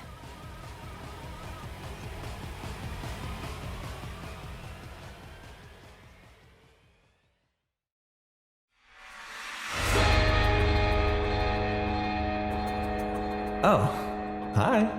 You're staring dumbly at the Princess of the Night, Luna. What is her last name? That's gonna bug you. Why do some poems have 2 names and others just 1? And some names are obviously family names, like the cakes, so... While you're thinking, the 2 feathered demons take it upon themselves to shift the blame. Help us, Your Majesty. He's using his magical horn powers to force us to tease him for some sick pleasure. We know his horn is located in his pants, here. Hard Time caresses your inner thigh, and your arm reacts on reflex with a bottle of Nope. With a satisfying thunk, you knock the little pone right the fuck out. I can't explain. Luna wears a look that's alternating between furious, curious, and a couple other Eoses. Anon the stallion human, you will cease your attacks at once. Wait, don't I even get... Do not talk back to your betters. The fuck did this poem just say to me? Very well. Luna smiles. That's a bet. What else does Princess Moonbottom demand? Luna's smile ends. Colt, why must you be so difficult? Let the warden search you, and then maybe we... What's this maybe bullshit? No. You don't get to just manhandle me. I didn't even do anything. Where the fuck are you? If you'll excuse me, Anon. Luna levitates out a scroll. It's the same one Twilight sent off a few hours ago. Apparently, you teased 2 coltless herds, obviously in some twisted bid of power. No. I tried to buy carrots. See, but if that wasn't enough, you didn't step in and present yourself to either, even when they were locked in mortal combat. They were dancing. I don't... Not only that, but you wholly ignored them. The riot you created was an excuse for you to loot the town proper. I was buying... And you still haven't presented yourself. Oh, she wants me to present. Fine then. You grip your crotch through your pants. These nuts, son! Gang signs everywhere. Luna is... Actually, she's not reacting. Well, that's not good. No, actually, now that I think about it, antagonizing a demigoddess who runs the judicial system of this nation when night falls is an overall poor... We have come up with a plan. Wait, what's this now? Luna smiles. Don't worry your little head on such matters. I fear they might be beyond your ken. I preferred Ryu, honestly. Luna just looks at you with that same small smile on her muzzle. Okay. Now I'm creeped right the fuck out. Stallion, I do not know how your culture or law is administered where you come from, and it is obvious you do not understand your place in your new home, so I, as your benevolent and ever-loved princess, shall hoof prepare you for a proper life. Okay, so I don't really want job training. I mean, I can think... A job? Oh, Colt, no. I shall prepare you for a life of raising your foals and caring for your herd. Whichever one it is you pick. Like hell you will. Now, Stallion, I insist upon educating you properly. What mare wouldn't want a hoof-trained stallion and buy royalty? I am an independent man who don't need no mare. She stomps the ground twice, and 2 Bat Pony guards show up on either side of her. I insist. You just stare at her. Fudge Packer takes this awkward silence as the opportune time to paw at your zipper. On reflex, yet again, you knock that little pone right the fuck out. Neither you nor Luna flinch. For Frodo! You launch yourself at Luna with wild abandon. Historians will forever debate what happened that night. The Night Guard insists it was capable and able to defend their princess from the gentle flailing of a confused stallion. Luna is tight-lipped about the matter even decades after Anon's death, due to extreme, magically enhanced old age. Anon's only recorded comment was that he let his autism flow. But we don't know what this autism is or how it helped. But you, gentle reader, get a front seat to quite possibly the battle of the century and proof of man's dominance of the stars. You start windmilling your arms as you rush the princess, making sure to make killbot noises with your mouth. It seems to be working. Luna looks quite shocked. Enough, Anon!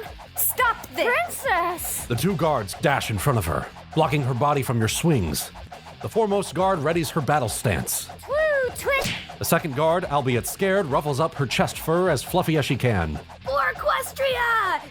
2 little pones knocked right the fuck out. You realize that you are a killbot. Grinning, you speed up your swinging. Luna starts to back away. Now, Anon, I do not wish to harm you. After all, you are just scared and confused. Killbot Anon will not be appeased. You gotta break the fuck out of here. You make a final push towards Luna, who teleports out of the way. This surprises you, to say the least. You stop your killbotting, surveying the damage you've done. 4 little pones knocked right the fuck out? No authority figure in sight? Open cell door? After doing the right thing, by which I mean positioning the unconscious guards together in lewd positions, you start making your way out of the station. Man, this was easy. I should hit all pones with a wine bottle. So far, it's 4 for 4. You boldly kick open the door and... There has to be at least 20 night guards out there. Wow, they do not look happy. And, Luna's there in the center, her mane flowing in the non-existent wind. Now that I think about it, that's kind of creepy. Anon! No. Anon, I haven't even... No! Luna paws at the ground, muttering to herself. Guard! Yes, princess. I said no! Prepare the soft cell! Yes, princess. No, seriously, what the fuck? Where's But you don't even get that far. Apparently, preparing the soft cell means being draped in a bunch of really, really comfortable blankets. Granted, they're the size of tarps, but still. You let the first few fall over you, and Luna smirks. This thing is serious. You start up the windmill, but... Sounds! This fabric! It has betrayed me by constricting my movements. You begin to struggle as more and more blankets are piled on you. Someone takes out your legs and, well, you're basically bundled up. Huzzah! Good show, my young ponies. Now take him to the castle. We must begin acclimation at once. That sounds slightly ominous. Your contents shift, and you believe yourself to be in transit. You can tell with your superior human inner ear. And the fact that, you usually don't hear the grunt of guards flapping their wings and carrying your fat ass around. Well, time for a strategic in-flight nap. You awaken with a start. Oh, being dropped on the floor will do that to you. Anyone there? Promise? No. Ah, shit. You start to unbind yourself, channeling your inner 5-year-old, flailing and kicking your limbs to escape your cloth prison. Eventually, your head breaks above the cloth ocean, and the first thing you see is Luna giving you that smug fucking smirk. You narrow your eyes at her. So we meet again. Stallion, this is for your own good. I abhor using violence against those with delicate constitutions, so the soft cell is the only solution left to me. We couldn't have you chipping a hand. You stand up, stretching a bit. Yeah, you're pissed, but fuck, that was comfy and all sorts of warm. You're almost not even mad. Almost. Okay. So, where do we go from here? I mean, I'm pretty sure Twilight and the other elements will wonder where the hell I am. Not to mention, can you even kidnap someone against their will? What would Celestia say? Luna just keeps on grinning. In any other scenario, you would be right. But, my little confused cult, I am preparing you for a better future here amongst our ponies. When Celestia sees you in a few weeks... Wait, weeks? She will be astounded at your transformation, and then she will have no choice but to let us rule without oversight once again. No more shall she call our methods outdated, or archaic, or fundamental abuse of rights. We shall be vindicated! You purse your lips together. Yeah. How about none of that? We can go hit up a bar. Will that be an acceptable compromise? No. Now. She clops her hoof against the stone floor. Immediately, all sorts of instruments magically appearify on the walls. Looking around, it seems you're in a large circular room. The balcony would betray it as somewhere high, but other than that, you don't know nothing. We shall begin with a task that should be easy for your sex. Cooking. What? No! Fuck you! Whiskey and cereal is the breakfast of kings! I shall help you learn delicacies that will make any mare's mouth water. As they say, when the dick stops twitching, get back to the kitchen. This will be very useful for non-estrus seasons. You double over with laughter. You just can't get over what she just said. Oh, man. Was that an attempt at using modern colloquialisms? Seriously? Anon, if you do not take this seriously, I do not know what to do. Providing a nutritious dinner for your foals and the mares who will be taking care of you is extremely important. You've got an idea to speed this lesson up. Kneeling, you start rummaging around in the blanket pile for your basket. Luna just keeps talking. When your mare gets home from a hard day's work, you should be there with a clean house and a quick, warm meal. Yeah, I've got a quick meal for you, but it ain't warm. Sorry. What in a You throw a loaf of French bread with your mad bar dart throwing skills. It lands perfectly in her mouth, shutting her up and feeding her. Luna just stops trying to talk. She can't believe that just happened. But you can. You the real MVP. You start taking a congratulatory lap around the, circular stone sexist horse prison you seem to be in. Anonymous, if you do not... You stop in mid-run, arms still in the air. Very well. It seems very apparent that the only way to make you into a proper, subservient stallion... Various lewd implements around the room begin to glow. Not all of them look comfortable. ...is to break you in. A whip gently rubs against your cheek, caught in Luna's glow. You stare at her, lips pursed once again. How about no? How about I don't care what you think? Magic starts tugging at your clothing. I don't want this. That's the spirit. And please, don't worry, cult. Although I have not felt the touch of a stallion well over 1,000 years. No, please. I promise to be gentle, yet firm. Your clothing, although designed well by Drama Marshmallow, cannot take the tugging and eventually rips. Now it's just you, your boxers, and a possibly sex-deprived princess. She tries to pick you up, but her magic quickly fizzles out. That's right, natural immunity. Oh well, be a good cult and chain yourself to the wall. Is there anything I can say or do to get out of this? Luna smiles. There's plenty you can do. And if you do it well, who knows? Maybe we keep you to ourselves. Wouldn't that be grand? You can lay around all day caring for me, and when my duties are over, we can engage in nuptials. No. Anon, you might be going out, but you ain't going out like a bitch. You grip the whip with your hand, her magical glow fizzling out. Good to know. You unroll it, striking a dominant pose. Luna quirks an eyebrow. Anon, please. Your name. You crack the whip in front of Luna and she shies back. Anon, stop this. Salve. You crack the whip again, and her magic falters on some of her floaty items of rape. You trade facial expressions.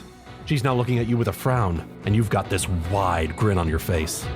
Luna spreads her legs out in a defensive stance. I will not be dominated by a weak stallion such as... Your name is Toby.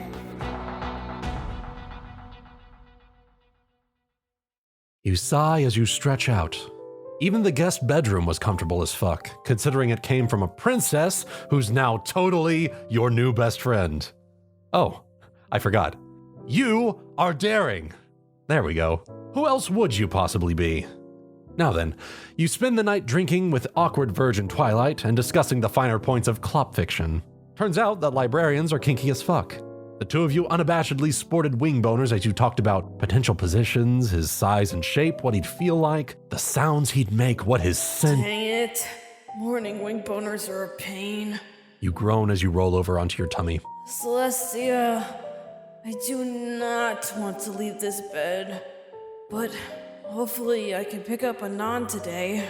The thought makes you happy and you spring out of bed. Opening the door, you hear some muffled sounds of conversation. Well, might as well follow him, right? Better than wandering aimlessly. After a few minutes, you make your way downstairs to a pretty tasteful breakfast nook. Twilight waves to you, blushing. Her dragon slave is busy in the kitchen, cooking breakfast. But what really gets your attention is the fresh pot of coffee. Oh, dismay right here. You sit down beside her, nodding. Welp, brain's still not booted. Good morning, Daring. Morning to you, Twilight. Twilight smiles, pawing a hoof at you. Seriously? Only my brother calls me that. So, purple smart then? Better than Grape Encyclopedia. I'm serious. Where does Anon even... The clank of plates hitting the table interrupts her. Apparently Spike is done. No, I mean he's just done. I'm just gonna stare at Sweetie Belle for a few hours. Well, I'm not sure if that's a healthy... Anon is taking the only mare I've ever loved. Let me have this. He looks at the two of you with eyes that have seen way too much. I mean, seriously, this kid just feels like a Crystal Pony refugee. Twilight waves him off, and off he goes. So, yeah. Good intro there, Daring. Fantastic. The two of you eat in relative silence, every so often sharing an in-joke or a smile. It feels good to relax with a pwn you can trust. I guess that's what's been missing for so long. Trust. Well, that and respect. Anyway. Twilight finishes the last of her hay bacon. I figure we head over to the jail, pick up Anon, and spend the day buying him whatever his little coltish heart desires. Hopefully he's got a short attention span like every other stallion, and we can just make this a bump in the road. Good idea, Twi. I really don't want him reflecting on me being the cause of his prolonged imprisonment. Yeah, but I mean, it's not like anything's happened to him. Ponyville's a quiet town. He probably just spent some time on a cot and that's it. You nod. Honestly, you couldn't expect anything drastic ever happening to this sleepy little town. So, shall we? Twilight nods and stands up, magicking the dishes to the sink. Sounds like a plan. Let's head on out. The two of you make your way onto the street and into the beautiful dawn. Absolutely nothing could go wrong. Everything is horrible! Anon's cell is empty. Well, it's empty of Anon. The night guard are apparently sleeping with the ponies, so there's that. But those aren't the cults I'm looking for. I just don't know what went... No. Shh. What? I'm just saying that... Shh. Shut the fuck up. You press a hoof to Twi's lips. It's time for your adventurous detective work skills to kick in. You point out a couple wine stains. I think there was a struggle. And look. You pull the pony's mane back.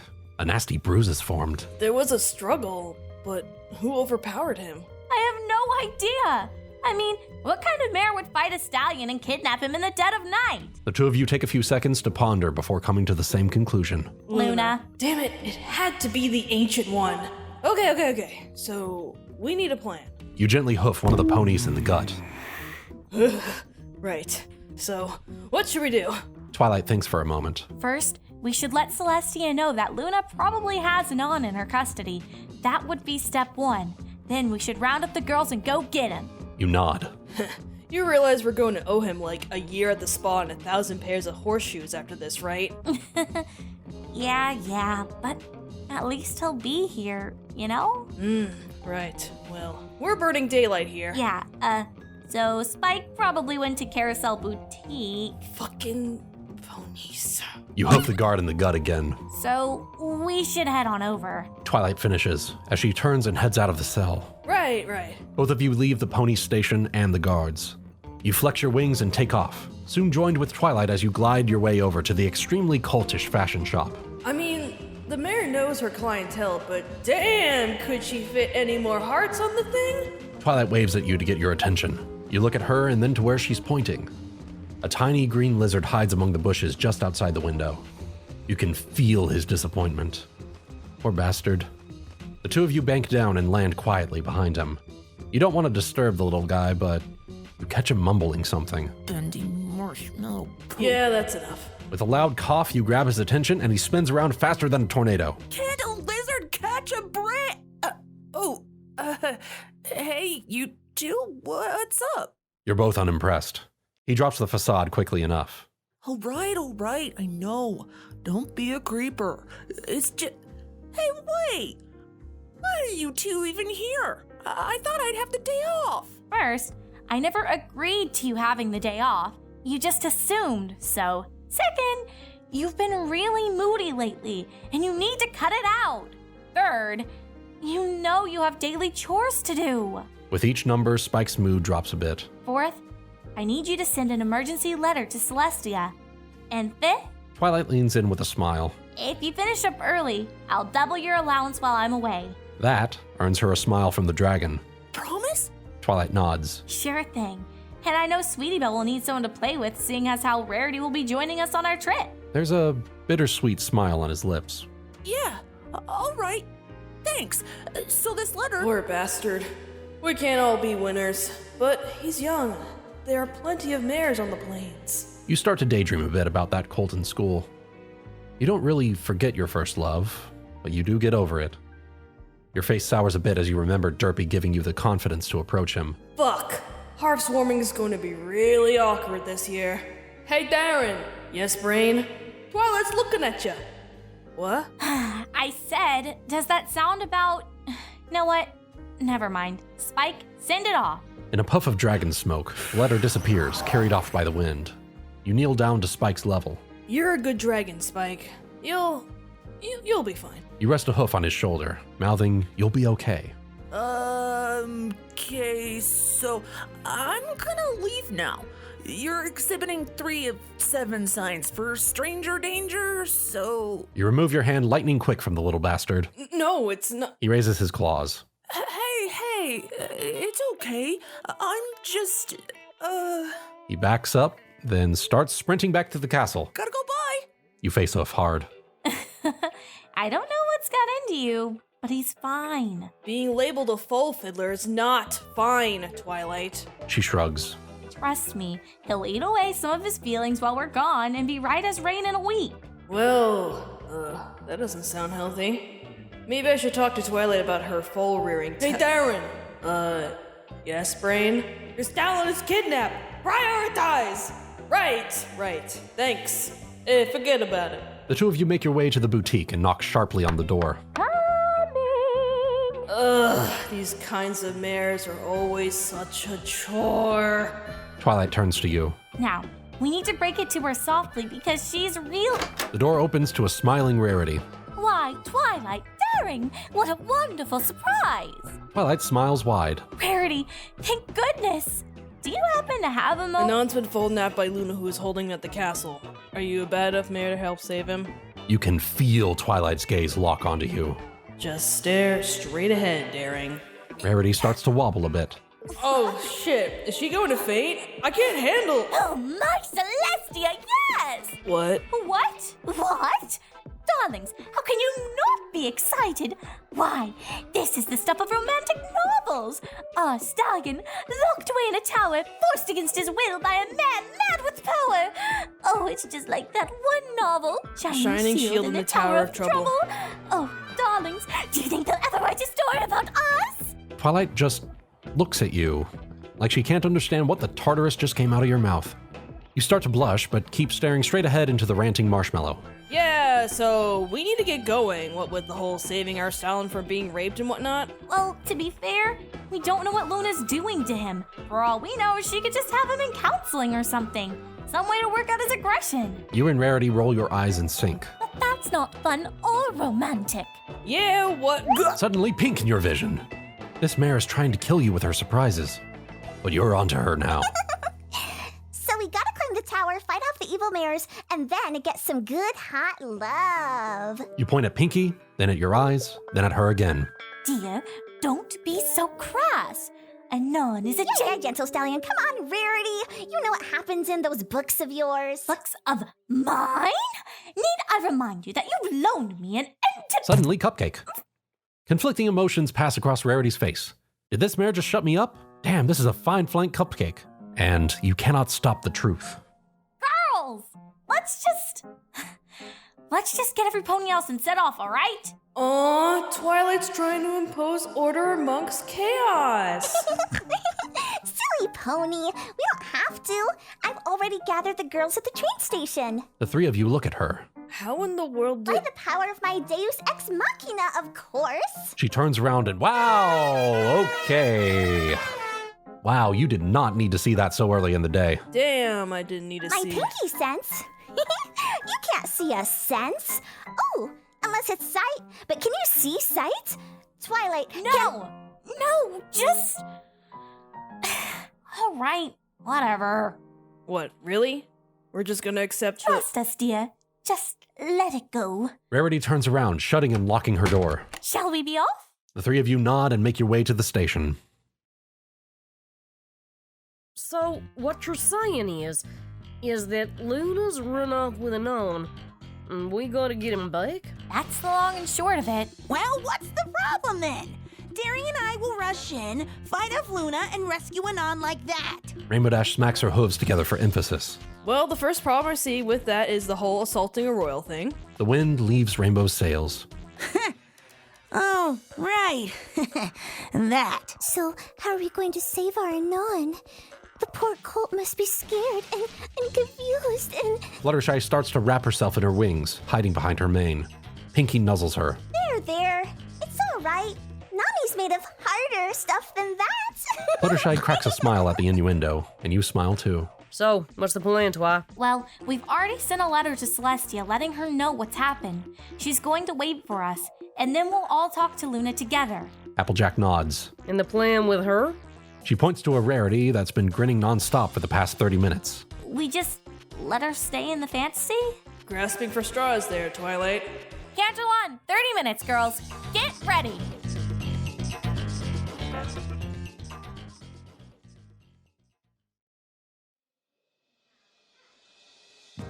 The city of Canterlot, glorious jewel of Pone civilization. But you, Daring, weren't here for the sights. Not this time, at least. Your herd scrambles off the train as it pulls in, not even waiting for it to come to a full stop. You tuck and roll like a true boss. The other mares, well, Anon has some bruises to kiss away, it seems. Checking the time, you note that it's roughly 10 a.m. Seeing as how you left him around midnight, and assuming there was some time between leaving and his struggle, he's only been full napped for around 6 to 8 hours. Honestly, that's not too bad a response time. You mentally pat yourself on the back as Twilight stands next to you. All right, so straight to the castle, girls. You nod and start running. Daring! You turn to look and Oh, fuck, it's Peach Day! the stupid colt starts running next to you. Daring, darling, it's been too long. I'm sorry. You don't even let him finish. You push him right into a fruit cart and keep running as he starts to cry. You look over your shoulder. Some mares are shaking their hooves at you. A couple others are tending to the colt. He'll get over it. And he'll be over them too, if they play their cards right. Right, focus, Darren! Anon! Luna! Full napping! Right, gotcha. Who are you talking to? Did I say that out loud? Pinkie is looking at you quizzically. And who was that colt that you just, discouraged? I don't know, Rarity. Why don't we talk about it over your romantic novels? She looks at you and you silently return it. She nods. Right, let's hurry. You both speed up.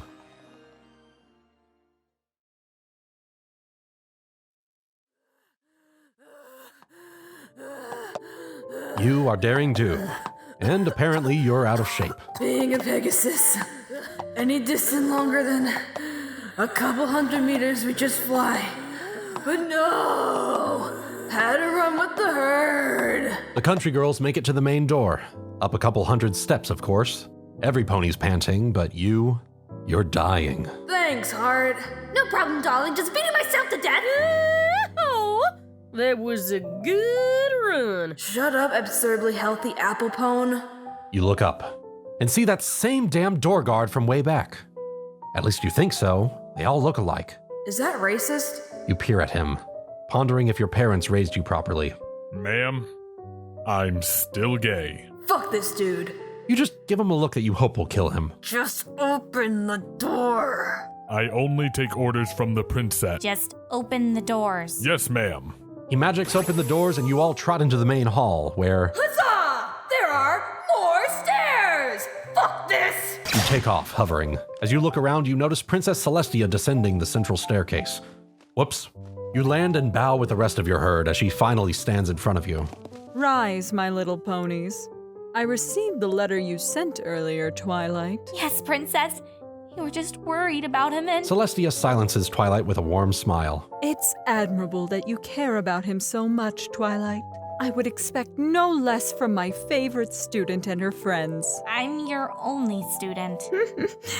It was a joke, Twilight. A poor one. Perhaps I need to spend more time with Pinkie Pie. She smiles as the pink pone starts to bounce. But you're not here for me. Anon is most likely fine, so do not worry. Most likely? Celestia turns to you. Yes, I have not received the final briefing from the night guard, but most likely he was moved to a cell.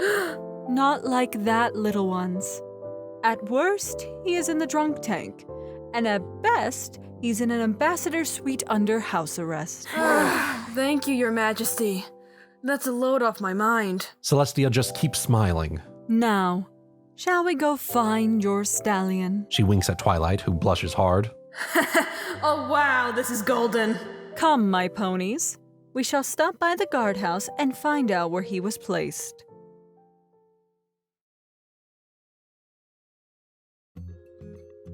Now, tell me this again. The poor colt is shaking so hard his armor is clinking.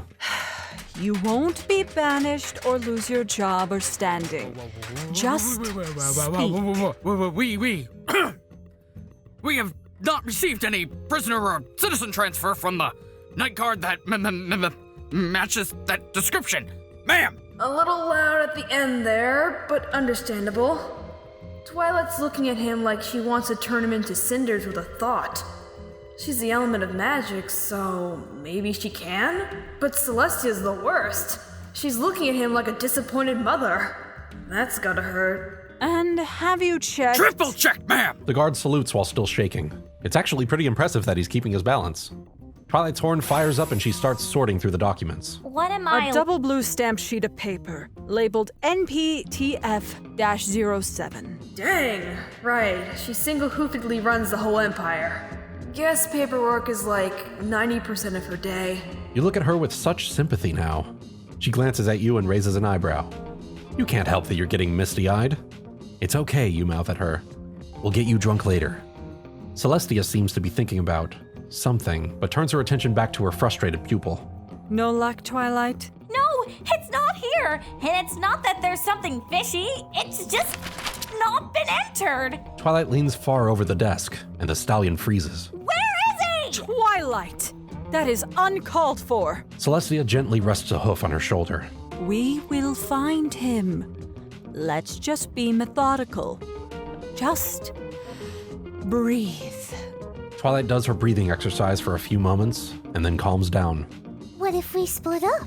Everyone suddenly turns to Fluttershy, who shrinks under the collective weight of your gaze. I just mean that we could cover more ground, if you want. Celestia smiles. That's a wonderful idea. Twilight and I will talk to the guards.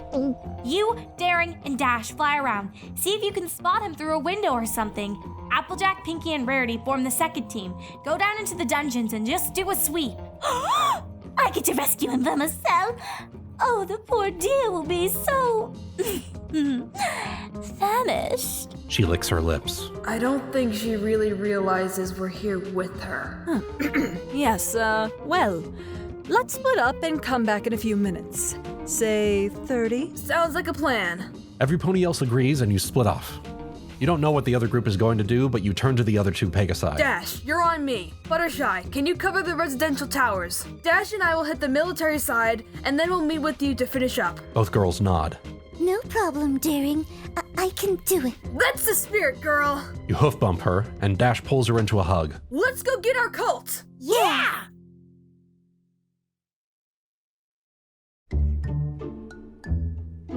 This is not as easy as I thought.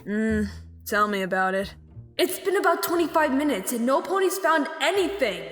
We've checked at every cell window, every balcony, everything in the military and civilian towers. It's like he just disappeared. Don't say things like that! Hey, easy girl, easy. Besides, for all we know, he could be with the other girls right now. Fluttershy nods. Exactly. Infighting won't help us. Let's go talk to Celestia again. Why do I get the feeling we've overlooked something really, really obvious? Bah, probably ain't no thing. You and the girls reconvene in the main hall. Everyone's turned up blanks. No guards have seen Anon. The night guards are all passed out, or hiding, you can't tell which. Your own search has proved fruitless, as has the dungeon crawler contingent. I mean, granted, they did pick up some sweet loot, but no cult. That feel a no cult friend to rescue. You tune back into the conversation at Hoof. Think it's possible he was taken to another place? Could he be held in Cloudsdale or down in the mines? I don't think so, Rainbow Dash. We sealed the mines after the Changeling invasion, and there would be a paper trail if he was taken to another equestrian city. Diamond dogs then? Twilight shakes her head. I don't think so. The guards were flying, and so was Anon.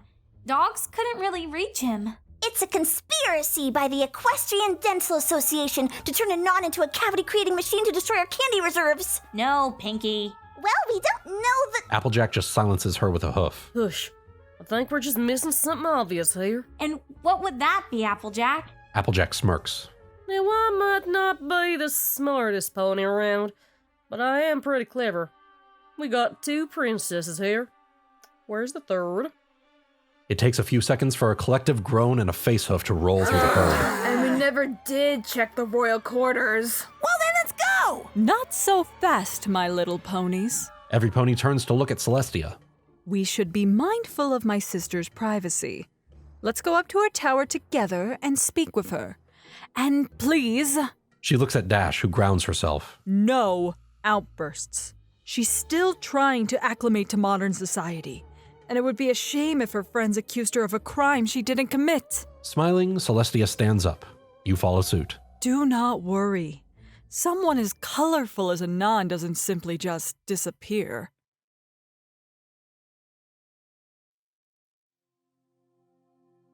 Your little tour group makes its way to the Palace of the Royal Sisters. Yes, it deserves the caps in your mind. Although the castle proper hosted many functions, the Administratum, Mechanarium, Solar and Noctis Guard, the palace was the private quarters of the sisters. As such, security was tight, and rightfully so. Guards stopped their rounds to bow to you. Well, to Celestia, but American dream. And you eventually stand at the base of a tower, with the phases of the moon carved into a pair of beautiful black marble doors. Now, I know this looks large, but Luna only really uses the middle and top of the tower. The bottom of the tower is unused. Please, hold on to Twilight. What? Why do I need... Twilight begins to protest, but Applejack and Rainbow Dash latch onto her barrel. Celestia smiles and opens the doors, dramatically revealing... Books? Just stacks of old dusty books? Why in the world Celestia needed to have Twilight help? You look over, and Twilight is sporting a pair of hard-ons. This mare. Twilight, this is Luna's personal library. Please do not check anything out. Uh-huh. Other than Nani, of course. You make your way into the tower, all the while Twilight mumbles about history and knowledge and words. First floor is books, and second floor is... looks like furniture. Wow, this feels like Gram's house after she died. Yeah, someone lived there, but it doesn't seem like... Wait. Your ears twitch, and you hold up a hoof. Everyone stops. Another twitch. I think I hear something. What is it? Sounded short and sharp. Further up the stairs, I think. You make it to the 3rd level. This place seemed lived in. Pillows, a kitchen, some food set out in a bowl. You look around, but the source of the sound isn't apparent. Did you hear? You turn around, and the other mares are all tilting their heads, trying to find the source of the sound. You hear another muffled crack, and look at a side stairwell. Where does that go? You point to the stairwell, and Celestia moves forward. To an observation tower, to my recollection. I've not been here in a while. The mood softens a bit. Well, onward. Your group falls in behind Celestia as you climb yet another set of stairs. Girl, your flank's gonna get toned! As you ascend, you can hear things. Good job describing things, brain. Shut up, Darren. Another sharp crack, the sounds of a fight. You know those sounds and muffled yelling. Sounds almost like... Anon! It's Anon! The effect is instantaneous. Your group gallops up the stairs and down a hall, finally ending at a thick oak door. It's browned and dusty with age, but you can tell by looking at it that sucker can withstand a siege. Behind, you hear the baritone yell of your stallion. He sounds pissed. Well, at least he's alive. The girls cut you a glance. Rarity nods. Yes. Probably throwing a cultish hissy fit. I guess this explains why Luna's not been out to help. She's had her hooves full. You all share a slight chuckle. Well, girls, they do say Tartarus hath no fury, like a stallion scorned. What say we go save my sister? Celestia responds with a coy smile. You devilish mare. I'm buying the drinks tonight.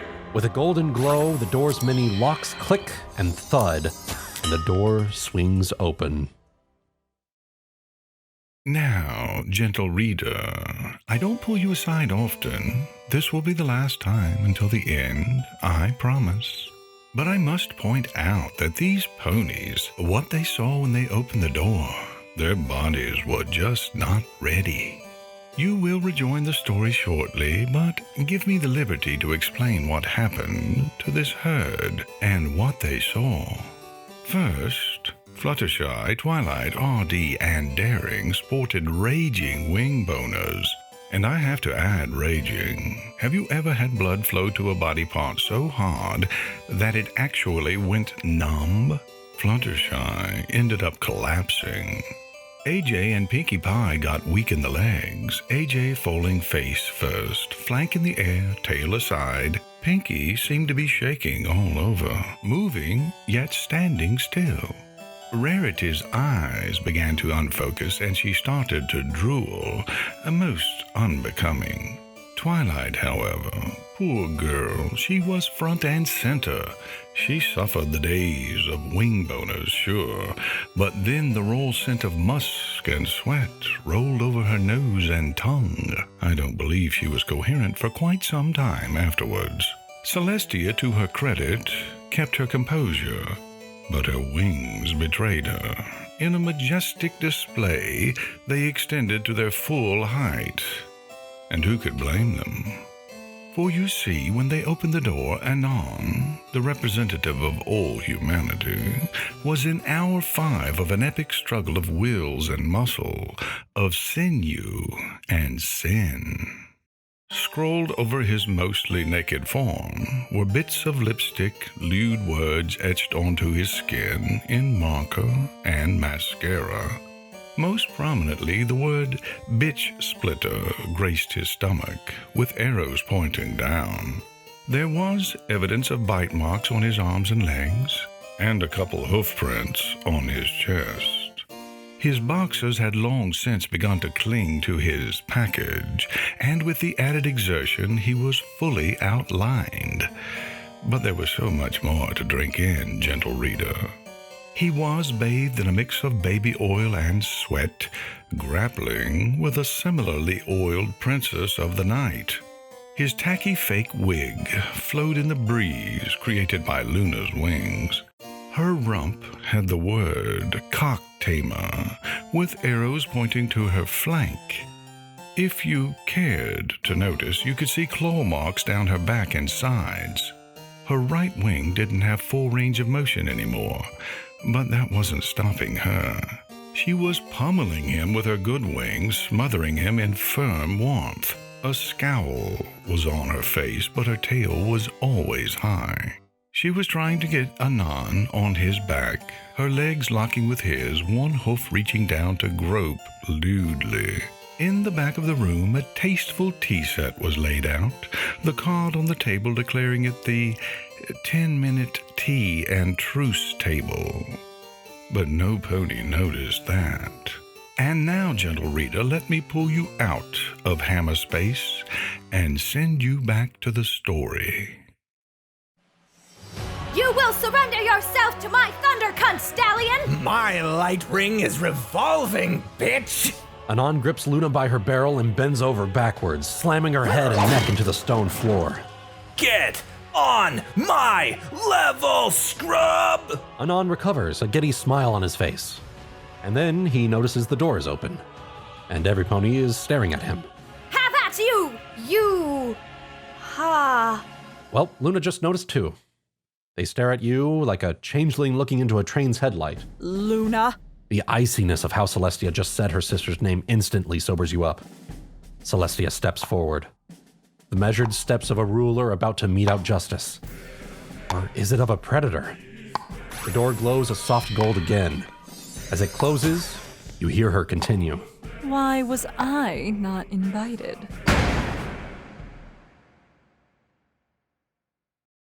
You are daring.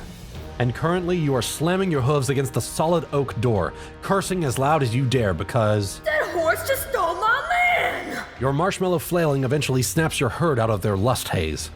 Oh man, the bitching that follows. I never paid my taxes. You barbarians! You bunch of snitches, stitches, rhymes with itches! I thought what we had was special, Celestia. You buck the door again. I am going to rob you blind! Twilight charges up her horn and fires a blast at the door. A loud bang.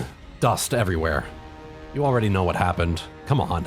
Adventurer, old hat at this. You immediately start running down the hallway and out the stairs. The smoke will clear and the door will still be there. It's never that easy. No, you need to scout out and see if there's any other way in. Down the stairs, back into the living quarters, you knock over her fruit bowl and turn on her stove. You also open her fridge and pull everything out. Her energy bill's gonna skyrocket! Fuck the ponies! Okay, that was actually somewhat cathartic. But where can't balconies? Towers like this always have balconies everywhere! Racing down another floor past Graham Bram's furniture, past the books, you finally make it outside. Your wings spring out, and with a powerful thrust, you take off. Anon was formidable in fighting off Luna, sure, but most cults could fight off a single mare. You think back to some of the cult defense courses you heard of. That's my purse! I don't know you! And then a kick in the taco. You spiral around the tower. First, second, there! Fourth floor! There's a balcony! Stupid mares! They don't know the meaning of pain! You arc up as fast as you can. You hear another loud... Looks like Twilight's going to just brute force her way in. That's a good plan B, for someone who's never been in a fight. Plan A is getting your cult out of there before an errant wall-crushing magical bolt slams into him on accident. You land with a triumphant clop on the balcony, in your patented daring pose. In fact... Hey mares, let's get daring! Okay, catchphrase is, let's say 6 out of 10. Could use some work. Shut up, brain! Okay, well, I'll just start pumping you full of adrenaline, seeing as you're about to fight 2 goddesses. You run into the room, ready for anything. Yet, once again, you are not prepared. Celestia, Luna, and Anon are in the room, sure. Celestia seems to be raiding the 10-minute tea and truce table for the tea cakes. Wow, look at her go. Luna and Anon are, wow, apparently arguing over what tea should be used. Typical stallion. I'm fucking sick of this lavender shit. Ginger peppermint whiskey or bust. Colt, we need you to calm down. Lavender chamomile is the only logical. In the land of crazy horses, the half-sane man is king. Anon reaches for something out of his market basket. So thou do accept our proposal. Fucking no! Anon turns to say something to Celestia, but meets eyes with you. Oh, hallelujah, the lesser of two evils. He runs towards you in slow motion. Oh, Mama, look at those shoulders. You feel your wings begin to rise. He stands just in front of you, saying some shit. Doesn't matter, your muzzle is crotch level to him. Luna starts to complain in ye olde. Just inhale deeply. You don't notice that you're starting to lean forward until a finger darts down towards you. What? You stumble back, but you can't avoid the incoming finger. Boop. You scrunch your nose up. Seriously, fucking listen to me. You gotta get me out of here. Luna's a crazy bitch. We object! We are not a dog. Have you seen yourself lately? He says with a grin. Ooh, she mad? Thou will learn proper manners, even if we have to beat them into you. Pinkie. All heads turn to Celestia. What? She says, mouth mostly filled with cake. She swallows after a moment, delicately dabbing her mouth with a provided napkin. Honestly, you never invite me over to tea anymore. And how could I possibly pass up this? She looks Anon up and down like a piece of meat, licking her lips free of frosting. This show. Nope. Suddenly you get picked up by Anon and you start to curl and fluffle up instinctively. His arms are just so warm and strong yet soft. Just. You start licking his chest again. Oh, this is strawberry flavored oil. And sweat. Your wings are at full mast. Luna's got good taste. An utter horse, sure. But gotta give props when it's due. Anon keeps chanting as he runs towards the balcony. Why is he running there? Oh, fuck! Anon, wait! Anon, don't! Too late. He jumps off the balcony, wrapping his arms around your upper torso. Spread your wings, Neon Pegasus! About that. You're at full mast, so you try to spread him out, but he's so warm and you can still Taste him and he is so close! The two of you begin to plummet. Fly!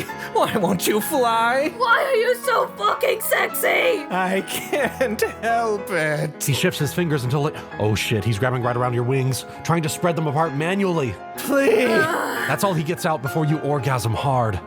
Apparently pleasure and pain is your new kink. Who knew? And so, in a graceful arc, your oiled up Anon meets the ground under a screaming, orgasming Pegasus.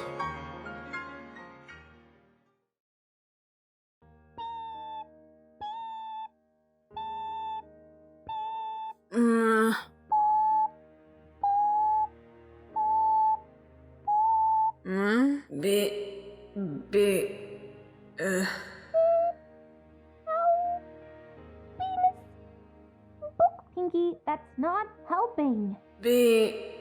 Someone. Darren, yes! Ow, fuck brain, you get a cookie, you remembered who I is. Yeah. Also, I'm doing good at breathing, boss. Yes, keep that up. But how else will she know she's in a hospital?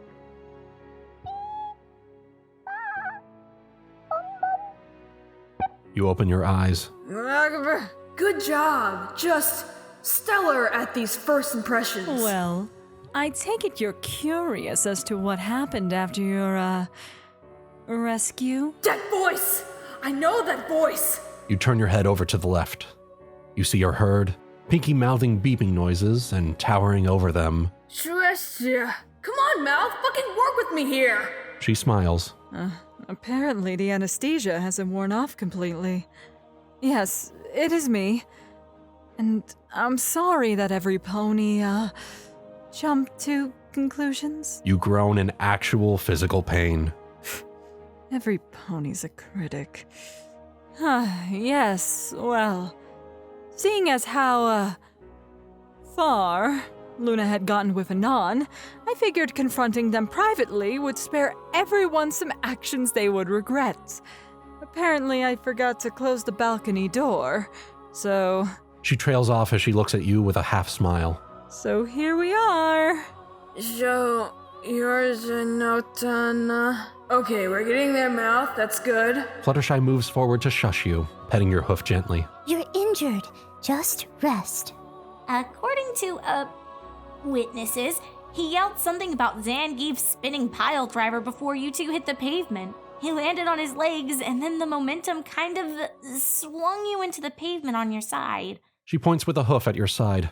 You druggedly look at your barrel. Well, I didn't need to fly anytime soon anyway. One wing is heavily bandaged. So, where is Anon? Good. Taking it slow means you can talk, Daring. Good. Well, A golden glow surrounds the curtain next to your bed. Celestia pulls it back, revealing... Anon! He looks at you, nonplussed. You had one job. Yes, Anon is fine. He came around about an hour ago, and we've had a nice long conversation. Well, fine, relatively speaking. He's not dead, but his legs are a bit, damaged. You mean broken as fuck, Twilight. Twilight winces. Well, it could be worse. I mean, you... You facehoof and groan. That's just asking the universe to... The door slams open, startling every pony. Huzzah! We have found thee, Anon! Sister, please. Inside voice. Luna flattens her ears against her head and then smiles. Oh, sorry. Huzzah! We have found Anon! Luna trots in and trailing behind her... Holy shit, there's about 500 flowers, boxes of chocolate, jewels, bags of bits. When in doubt, bribe. Anon, we wish to sincerely apologize to you. We have been educated on the various social changes since our departure, and it was wrong of us to imprison you so. Yeah, that's okay. Anon tries to scoot back in his bed, away from the approaching Luna. Seriously, you don't need to... But we insist! Take these boons as a token of our remorse. Luna tastefully arranges the flowers and whatnot around his bed. Also, we wish to let you know that we will continue to study the changes and shall return to you again with our new knowledge. Oh, okay, Luna. That's great. Really. Luna just nods, kinda. Wait, you know that look. She's just tuning him out. Yes, we shall begin studying this new chapter, the sexual revolution, at once! Everyone goes silent. Luna, I don't think... Nonsense! We shall lock ourselves in Celestia's study. We shall return to you. Our Anon. Wait, why did she say his name twice? Luna immediately teleports out like a boss. Everyone is silent for a moment before Celestia coughs. We should probably go find Luna before she gets into any more scented or flavored oil. Twilight looks up at her mentor curiously. But I've been in your study plenty of times, Celestia. Where would she find... We should probably go right now. Celestia starts herding out the littler pawns through the door. You can just feel the secret chambers all up in her room. You may or may not still want to rob her blind. After a few more comments and hoof waving, you are left alone with your future husbando. So... You turn to look at Anon again. So... Uncomfortable silence mode, engage. I guess... I'm really, really sorry. Anon quirks an eyebrow at you. I see you and you're someone I want.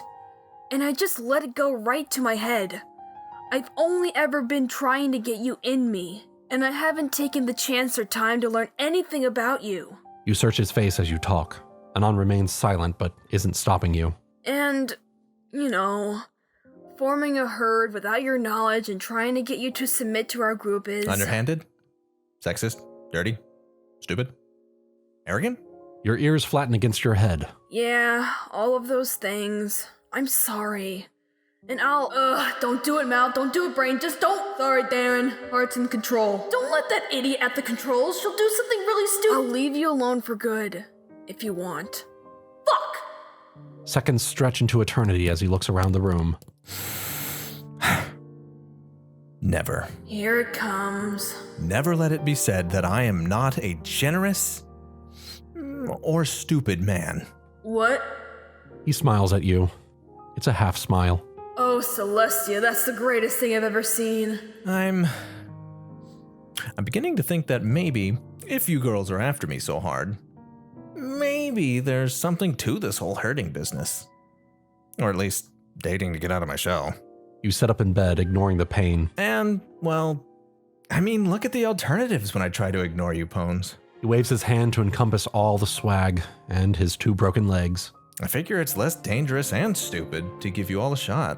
But you sit perfectly still. If you don't respect me, if you can't prove to me that you're trustworthy, if you can't show me that you give a damn about me, and not because I'm some exotic trophy... He leans over to your bedside and grins. I'll kill you and eat the body.